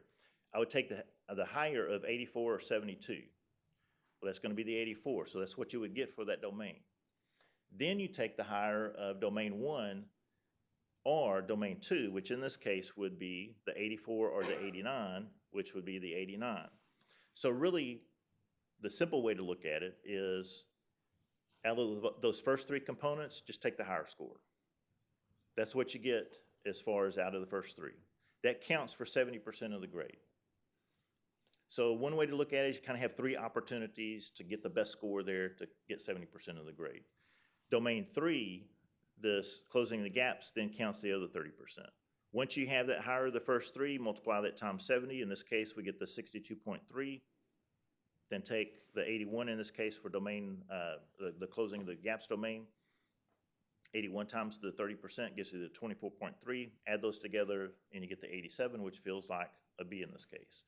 So that's kind of the overall calculation with respect to the overall grade. So you would get a grade for domain 1, a grade for domain 2, for domain 3, and then you would get this final calculation for the overall grade for the campus or the district. Okay, so a few more slides here just to wrap up the ratings and so forth. Again, I think we've covered this with respect to the districts will get the ABC or D or an F this coming August. The campuses will get either met standard or improvement required. The improvement required basically would relate to an F, so they'll still do all the calculations. They'll have all the data. We should get those data sometime before January, but TEA will know which campuses would have gotten the F. They'll assign those the improvement required. Everybody else will get a met standard. Some of this slide, again, this is back in April, so some of this has already been released, like the cut scores. They've started to release the cut scores. We've gotten some of the components of the accountability manual, so we have started to get some of the cut points there. You may notice there it says an effort is being made to establish A cut points equating high achievement, C cut points equating average achievement. So the idea, you know, we kind of talk about but don't talk about forced distribution. It's kind of like that the first year. Whether we agree with that or not, that's kind of what they've done. So C kind of being average. So there's going to be a lot of C's when those data come out in August. And looking at just some of the data when I was sitting on the accountability group in Austin, I mean, they have like 10% A's, 10% F's, and then it's a forced distribution based off of 2017 data. So we'll see how that distribution works out in the live data when it comes in August 15th. And then a couple of last slides here. We talk about distinction designations. You still have the same categories, a few changes. I'm not going to read through the changes, but basically you still have the 4 academic areas. You have the top 25%. It'll just be based off of that domain 2 instead of index 2. And then you have the top 25% closing the performance gaps. That'll be based off of domain 3 this year instead of the index 3 last year. And you still have the post-secondary ratings. A few changes there on the calculations, but basically the same areas for distinctions. That's where we have those 7, some of the campuses will get 7 distinctions, and so you still have the 7 opportunities at various campuses. And then just lastly, the calendar here, this has become a little less relevant since we started getting some of the accountability manual components, but basically maybe 2 highlights there. I think some of these things may not be on there, but we should start getting some data probably mid-June with respect to the CCMR component and some of the graduation data. We'll actually get probably more data late July, but then we'll get the final account or the preliminary accountability ratings on August 15th as you kind of go into the appeals time frame. And I believe that is it, unless you have questions. Thank you. Dr. Cavazos, I know you had some comments that you want to share. Thank you, President Reich. And so, again, this was an overview. It was rather fast, but just a couple of summary points that I think are really important.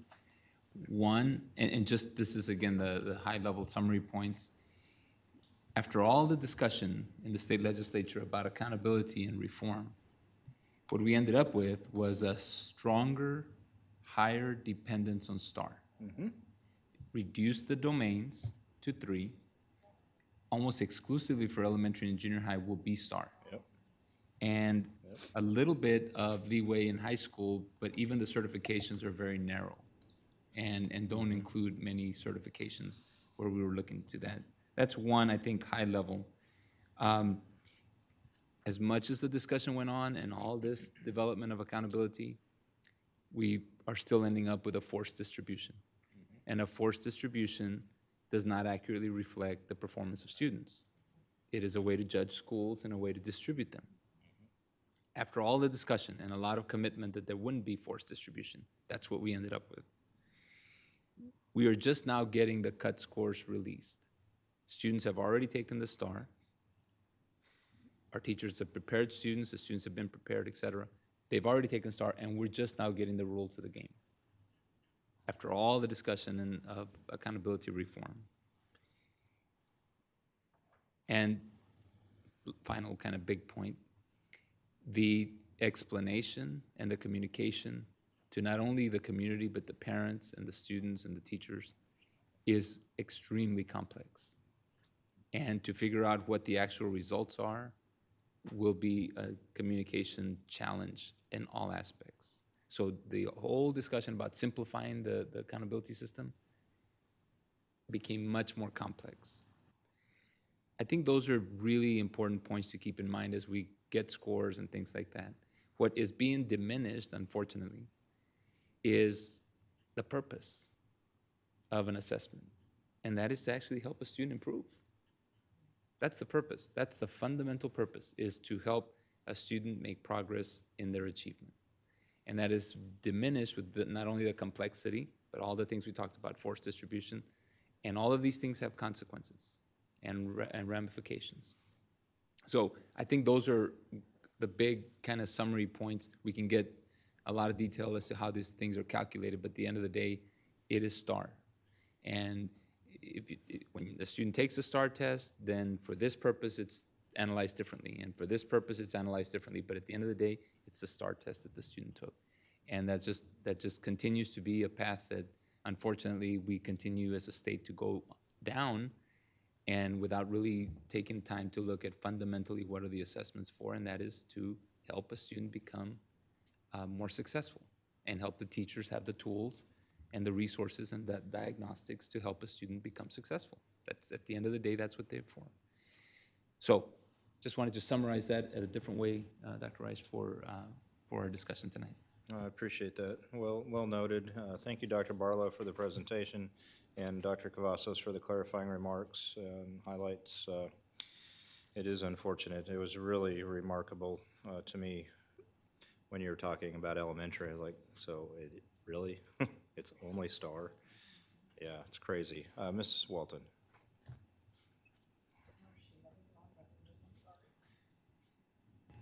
There you go. Thank you, Dr. Raj. A couple of questions. Dr. Barlow, how much did the problems that were created with issues with the testing company, how big did that impact our STAR testing, test taking? Sure, you're talking about this last April? Yes, this last April. Sure. So I think we had, I'm trying to remember the numbers now, maybe 400 students or so that were on, so TA sent us a list and said, okay, all these students actually met the criteria of being interrupted, so they had a calculation for that. I think we had about 400 students that were flagged on that. We expect a new list to come out. The commissioner, after there was a little bit of feedback to the commissioner with respect to kind of changing the way they determined students that were interrupted or that were affected, we expect the list to go up a little bit. So it's probably going to be somewhere around 400, a little bit more than that. So those students were affected. So this makes the complexity even more, because the way that statement came out from the commissioner is that those students were affected. So the 5 and 8 students wouldn't have to do their SSI requirements for the summer. Graduation requirements still hold in place, and so we don't know how that affected any graduation students. But then with respect to accountability, the way it was stated was that they'll take the students out of the calculation unless it helps you, but the data will stay the same, they'll just change the rating. So that gets really, really complicated really fast. And so we're not sure exactly how that's gonna pan out. Gracious. What a can of worms. Thank goodness you understand this and can, help us understand it, because it's high stakes. It really, really is, on so many levels. My other question is, when we've been meeting with legislators, we're hearing a little bit of rumbling about them maybe trying to reduce the number of STAR tests that are given or whatever, that there may be legislation proposed for that. And it was, coming from kind of a cross-section of our legislators. How is that going to impact this? Yeah, that's a great, I've heard some of those conversations as well. I think some of it we may end up being locked into with respect to the feds, because we have to meet the ESSA requirements. And so like the math and reading, I'm not sure how we might get out of that. You may still have some options there with the science and social studies and writing and so forth. But so we don't know how that would pan out. But wouldn't it narrow, especially for elementary, wouldn't it narrow the scores that we would be basing all of Oh, that? it could, yeah. So if you had, I see what you're saying, you're asking, yes. If you had fewer tests, then your accountability is going to be based off of fewer tests and students. Yes, that could be a possibility, yes. So it just becomes a higher stake deal, even if we do away with part of some of the STAR testing. Yes. That's a real interesting. Thank you so much. Appreciate it. Thank you, Ms. Walton. Oh, that was a tie there. Hold on. You guys duped my system that I have going on here. Okay, thank you. So, one of the things, before I relinquish the floor, I guess one of the only saving graces, well, not really a saving grace, but a point for us to have action is when they'll be releasing, the timing of when they'll be releasing the district rating, and when we'll have access to those actual campus ratings at the beginning of January, right before the session. So there may be opportunity there. So, and I don't know if that's something that you were going to bring up, but you're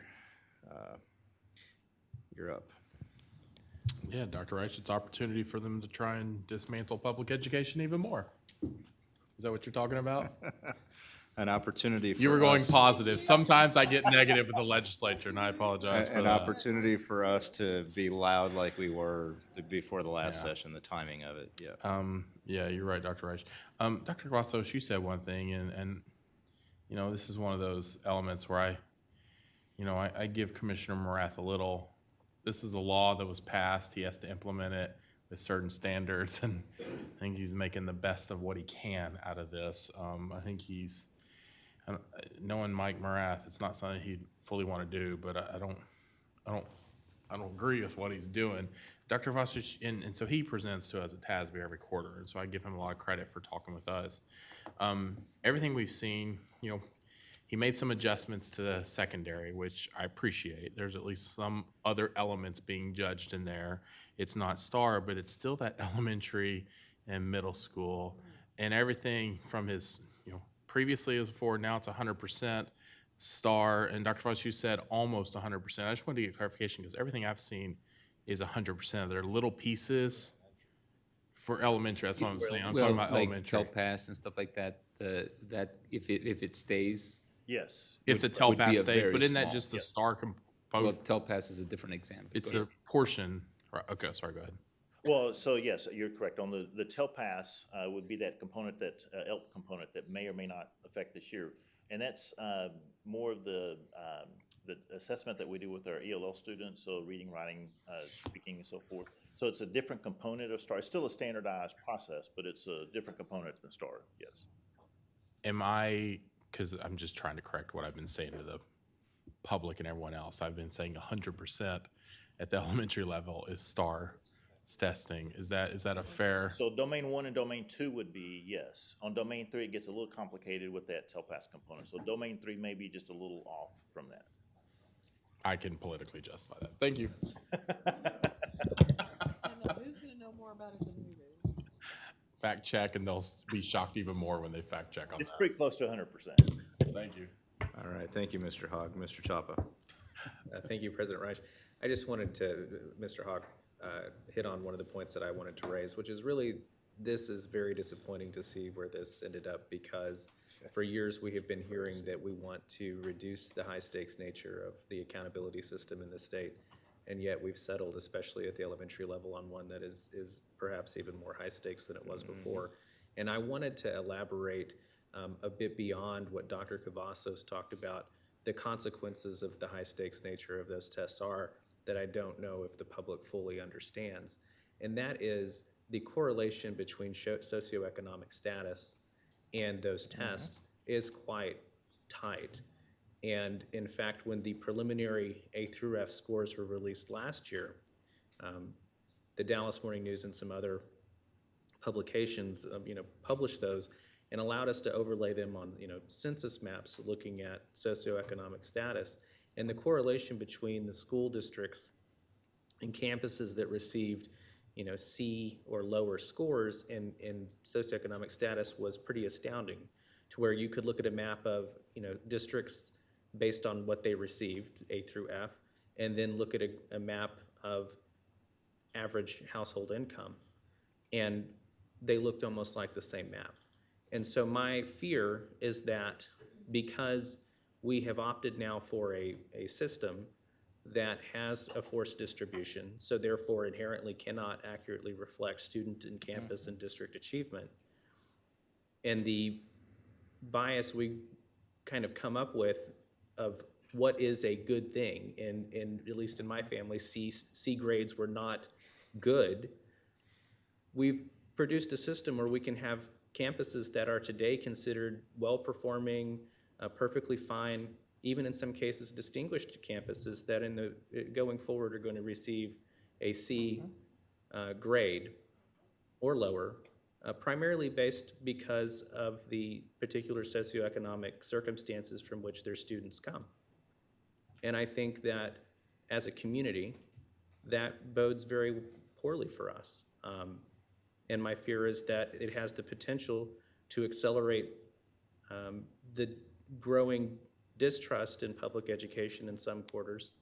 And I think as a community that has both a large portion of its population that comes from relatively affluent areas and areas that are relatively less well off, it has the potential to further highlight those divisions. And so my hope is that when this new system comes online, that my fears aren't realized, but that as a community, we're prepared to accept that we are going to have to struggle a little harder and dig a little deeper to see what is actually happening on those campuses, but also be willing to jump in and support the communities that I think will be unfairly stigmatized by this new system. So thank you. Sure. Good comments, Mr. Chapa, and hopefully your fears won't be realized, but going on past history, I think they're going to be, unfortunately, and maybe at that point we start looking, not just us as a district, but statewide at a discriminatory lawsuit against the state. Ms. Walton, go ahead. Yeah, I'm sorry. I just wanted to add one more thing, and everything that Mr. Chapa said, I agree with, and would like to add that not only all of that, but this is going to be so demoralizing to our faculties, to volunteers who, the people who really have invested themselves on our campuses and in those lives of those students who are so important to our students. It's going to be terribly demoralizing, I'm afraid, to some of them too. Absolutely. Well, thank you for the update. I don't see any other lights indicating further questions or discussion. I appreciate you. We all appreciate you and your department constantly doing what you can to maintain expert status at this highly variable and complex system that really doesn't make a lot of sense to anybody, including you. So, thank you. Thank you. All right. Moving on, we have our open forum for non-agenda items. And we do have a couple of cards, although one is not here and going to speak. So we have one card. This second open forum segment of the meeting provides citizens with the opportunity to address trustees on any subject except personnel. This is not intended to be a discussion or debate, and trustees will not reply to the speaker. Derogatory comments aimed at an individual won't be tolerated. When I call the one individual down, please step to the podium. You'll have 5 minutes to speak. A lighted timer on the podium will assist you in pacing your presentation. A yellow light will illuminate when there is 1 minute left for you to complete your presentation. When the red light comes on and the buzzer sounds, please end your presentation. And the one card is Mr. Dave McElwee, and he is going to be speaking on school safety. Thank you. The compliments of the McElwee bookstore. I only got one copy, Doc, so you can have it and pass it around to the others. It's a little expensive providing you folks books all the time. I hope you're reading them. I want to talk tonight about school safety again. I thank you for this opportunity to come before you. As probably you must know by now, I've been out in the streets for the past several months. This is a topic that I've been researching now for at least 5 years, over 5 years. Read a lot of books about it, collected a lot of data, and come to the conclusion that something's got to be done, particularly in this district here, because you're either going to pay now or you're going to pay later in the form of litigation. I've got records here about 12 school districts that all had shootings over a period of number of years, and some of them are still in court now, 9 years, 10 years later, in litigation. So I hope you'll take this all very seriously, along with doing a lot of reading, collecting a lot of data. I've also had 4 debates in town over the period of years on the same topic. Much of what I'm going to talk about, I can't talk about. It should be discussed only in a closed session, because there's some things going on that should not be in public view. Some of the things I heard from citizens over the past couple of months working at the polls, recommendations they had, such things as we ought to create a district police force similar to what Dallas and Mansfield had. Mr. Castillo talked about this. Good idea. Some folks think we ought to have retired military people in the schools. Good idea, but the problem is I am retired military. It's not going to be sustainable. More counselors, K through 12, particularly trained in psychiatry. Good idea. Metal detectors, good idea. Posting security personnel at all entrances and exits, good idea. Transparent backpacks, good idea. Drug and weapon sniffing dogs, good idea. Having people to monitor the internet, Facebook, for problem children, good idea. Secure spaces in the schools, good idea. Cameras in the schools, which I think you're doing already, good idea. Gives you good pictures of the victims and also who did the shooting, but it doesn't prevent anything. Equipping students and staff with Kevlar vests, wow. What's interesting is there's actually a company in Columbia that's doing just that for people 8 years to 15 years of age. It was brought to my attention, it was in the Star Telegram. Prayers in school, well, we do a lot of that already, but it doesn't seem to be doing much good. With all these things, you put them all together, what do you do in the interim while you're waiting for all this stuff to happen, if any of it ever happens?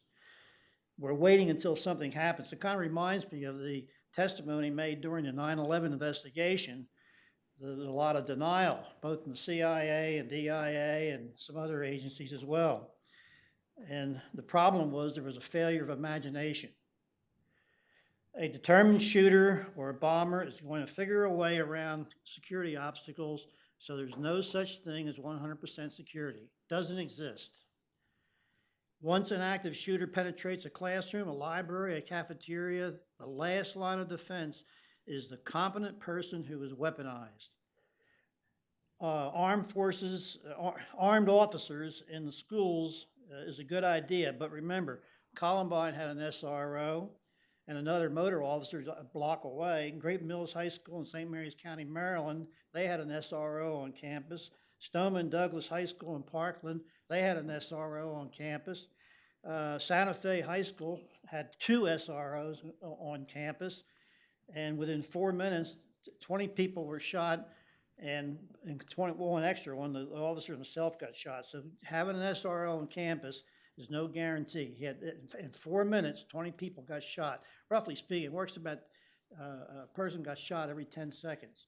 I gave Bowie a report here several years ago from Texas Southern University, and they estimate somebody gets shot anywhere from 7 to 10 seconds. So you don't have any time.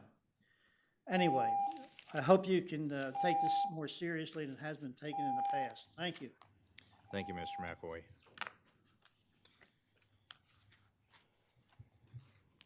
Good book to read, Rampage.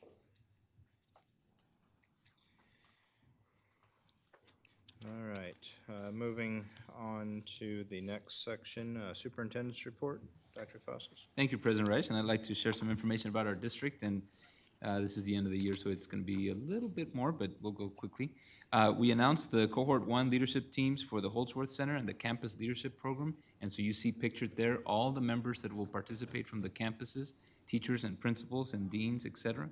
I want to congratulate again Arlington High, Lamar High School, Young Junior High, Crouch, Crow, Hale, and Piercy Elementaries being selected as year 1. So congratulations to these individuals. They'll go through the first cohort of Holdsworth campus training, and they applied, went through a rigorous process, interviews, etc. And so here we are. Next, Arlington ISD Night at the Rangers was a big success, and many of our students were showcased and presented some awards as well. And so we want to thank the Texas Rangers for always hosting this event, but also for making it a special night for our district. Sam Houston High School valedictorian Heidi Estrada was surprised on the Texans Decision Day with a $25,000 Live Mas scholarship by Taco Bell. And Heidi did an exceptional job. She was actually presenting when they interrupted her and presented her $25,000 check. And it was a great experience, and thank you to Mr. Benavides, who led the parade of students who had been accepted into college for this wonderful event that will be something that will not soon be forgotten. And as a reminder, we'll have all our graduations this coming weekend, and they'll be live streamed on our website if anyone wants to watch. In early May, we also celebrated Teacher and School Nurse Appreciation. Just one week that we celebrated this is certainly not enough, but we want to once again thank all our teachers and nurses and all our employees, and hope they have a great summer. And as they get some rest and relaxation, and they come back full of energy for our students that will be back in August. Congratulations to all our Aware Foundation winners for 2017-18, and you see them pictured there. Lisa Sharp from Hale, Leah Smith from Larson, Michelle Heath from Seguin High School, Olivia Vanderbrook from Shackelford Junior High, and Leslie Powell from Wimbish Elementary. Congratulations to them. Aware is a special night, and again, we just kind of summarize these highlights, but hours and hours of dedication to put these events together, and also the teachers and their recognition is exceptional. May is a month where we honor and recognize our teachers, students, volunteers, and more. We had an event for dads that are engaged in our schools, Dads Engaged for Excellence, and able to thank them as they represented campuses where they have a dad's club and have an organization to come and be engaged in our schools. Students had essay contests to thank their dad, and then we picked the winners, so the department picked the winners. Again, thank you to Aaron Perales for organizing this as this continues to spread across our district. Service Recognition Retirement Banquet honored employees with 25, 30, 35, and 40 years of experience, as well as those that are retiring. We had 7 individuals who made the 40-year mark this year, which is exceptional. These 3 individuals, they're smiling, they're retiring, and so I'm sure they're still smiling, but maybe they'll substitute for us. Volunteer luncheon was just a small way to say thank you for all our volunteers, I should say, that volunteered. In this case, the luncheon was for 250 plus hours and 500 plus hours of volunteer service. This year, our district had 10,767 approved volunteers, and those at the luncheon combined for 149,000 volunteer hours in our school system. They are exceptional, and they help the culture of our district, but also obviously help support our schools and our students. So thank you to all the volunteers. The Student Teacher Achievement Recognition, or the STAR Luncheon, is always a special event where the top 2% of each graduating class comes to honor the teacher that had the most impact on their life. This year we recognized 85 students and 85 teachers, some counselors and administrators. Congratulations to all. This is a great way to honor teachers that have made a big impact on students' lives, and we appreciate them. Next, students from all over the district showed off their innovation and creativity during the Transformation Through Innovation, or TI, grant showcase. Teachers and their approaches to learning and the impact they had. Thanks to all who dedicated hours and hours for their TI grants. And this young man is showing me a video that he made, a story video that he made, and I was trying to understand how he made it, and that's what he was explaining, and he did a great job of explaining that. One of our top partners is obviously the Dallas Cowboys, and once again, all the 5th graders this year were able to take an opportunity to tour the artwork at AT&T Stadium. Students returned to their campus and displayed their art. In May, they held a reception, in this case for Anderson Elementary, and presented a check for $5,000 for a fitness opportunity. So again, the Dallas Cowboys, a great partner for us. In fact, the helmets that were that our 7th grade students designed or decorated were all purchased by Jean Jones, because she wanted them to stay in Arlington. And so there was a bidding contest, and she bought them all, which was, I guess you can do that. So congratulations to our 2018 Teachers and Department Employees of the Month. In this case, Jason Rizzi from Berry Elementary, and Amanda Oglesby from Bowles Junior High, and Jared Cole from Arlington Collegiate, and Jocelyn Williams from AISD Technology Department. Congratulations to them for being our Employee of the Month. They had a very excited opportunity to recognize them, I think because it was May also, so they were seeing the light at the end of that tunnel there. Arlington Collegiate High School had so many firsts this year, and this year was the first graduating class of their collegiate high school. And I just want to thank TCC one more time, Southeast, for their partnership with us, the principal, Ben Boland, and all our students there. TCC also, Texas Trust for stepping up to present scholarships for every student that received an associate's degree. It cost them $87,000 for these $1,000 scholarships for each student. So thank them for their wonderful partnership. 87 of the Arlington Collegiate High School seniors received their associate's degree before they graduated from high school, which is simply outstanding. And congratulations to all of the students for being exceptional in leading that path. I was joined by Arlington PD Chief Will Johnson at Peach Elementary for the Take 25 program last week that encourages students to take 25 minutes of their time now that they're going to summer break to talk to their parents about safety and the safety plan as they have more unstructured time in the summer and that they're safe in their community. On Friday, because of excellent collaboration with Bergen Elementary strings teacher Ronald Kinnard and Workman Junior High orchestra teacher Syra Vincent, a Bergen Elementary student received a prosthetic arm and was donated by Purdue University. And this student plays with one hand on a keyboard right now, but wanted to be in orchestra. And this was an outreach from the school to Purdue and a request to design this prosthetic, and they responded. And so they would, over the semester, FaceTime and take measurements and things like that with the teachers. And then they completed it, they mailed it, and it arrived the last day of school. And so everybody hurriedly got together because we wanted to, the school wanted to present it to the student. And so there she is, playing with this prosthetic. So thank you to Purdue University, Bergen Elementary, our wonderful orchestra staff for everything that they've done this year. So that's a great story. Finally, we ended the school year last week the way we began it in August with a visit to first-year teacher Colton Galbraith from Owsley Junior High. Colton had a great year. It was fun to catch up with him. He's a very interesting young man. And so we went Friday, the last day of school, and took him some Starbucks gift card and some chocolate milk, because the first day of school he took chocolate milk. Long story, but he never did that again.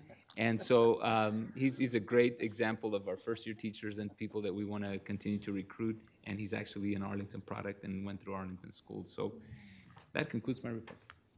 Thank you. Great report, Dr. Cavazos. He's done with the first year. He's ready for no more. Or maybe you'll decide to follow him every year. Really. All right, are there any trustees that have reports? Okay, Ms. Mays.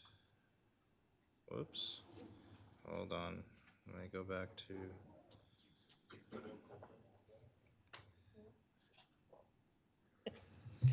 Thank you, President Reich.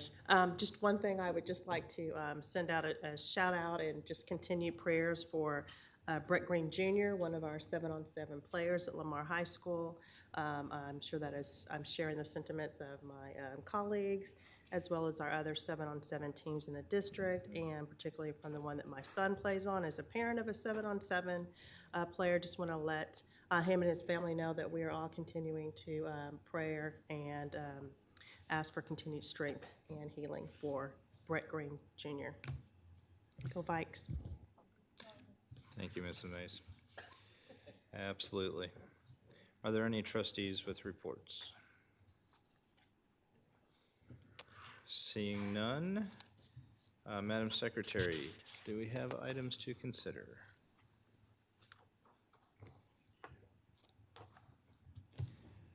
Yes, President Reich. We had a request for from Bowie Hogg for the number of employees enrolled and planned for the trend.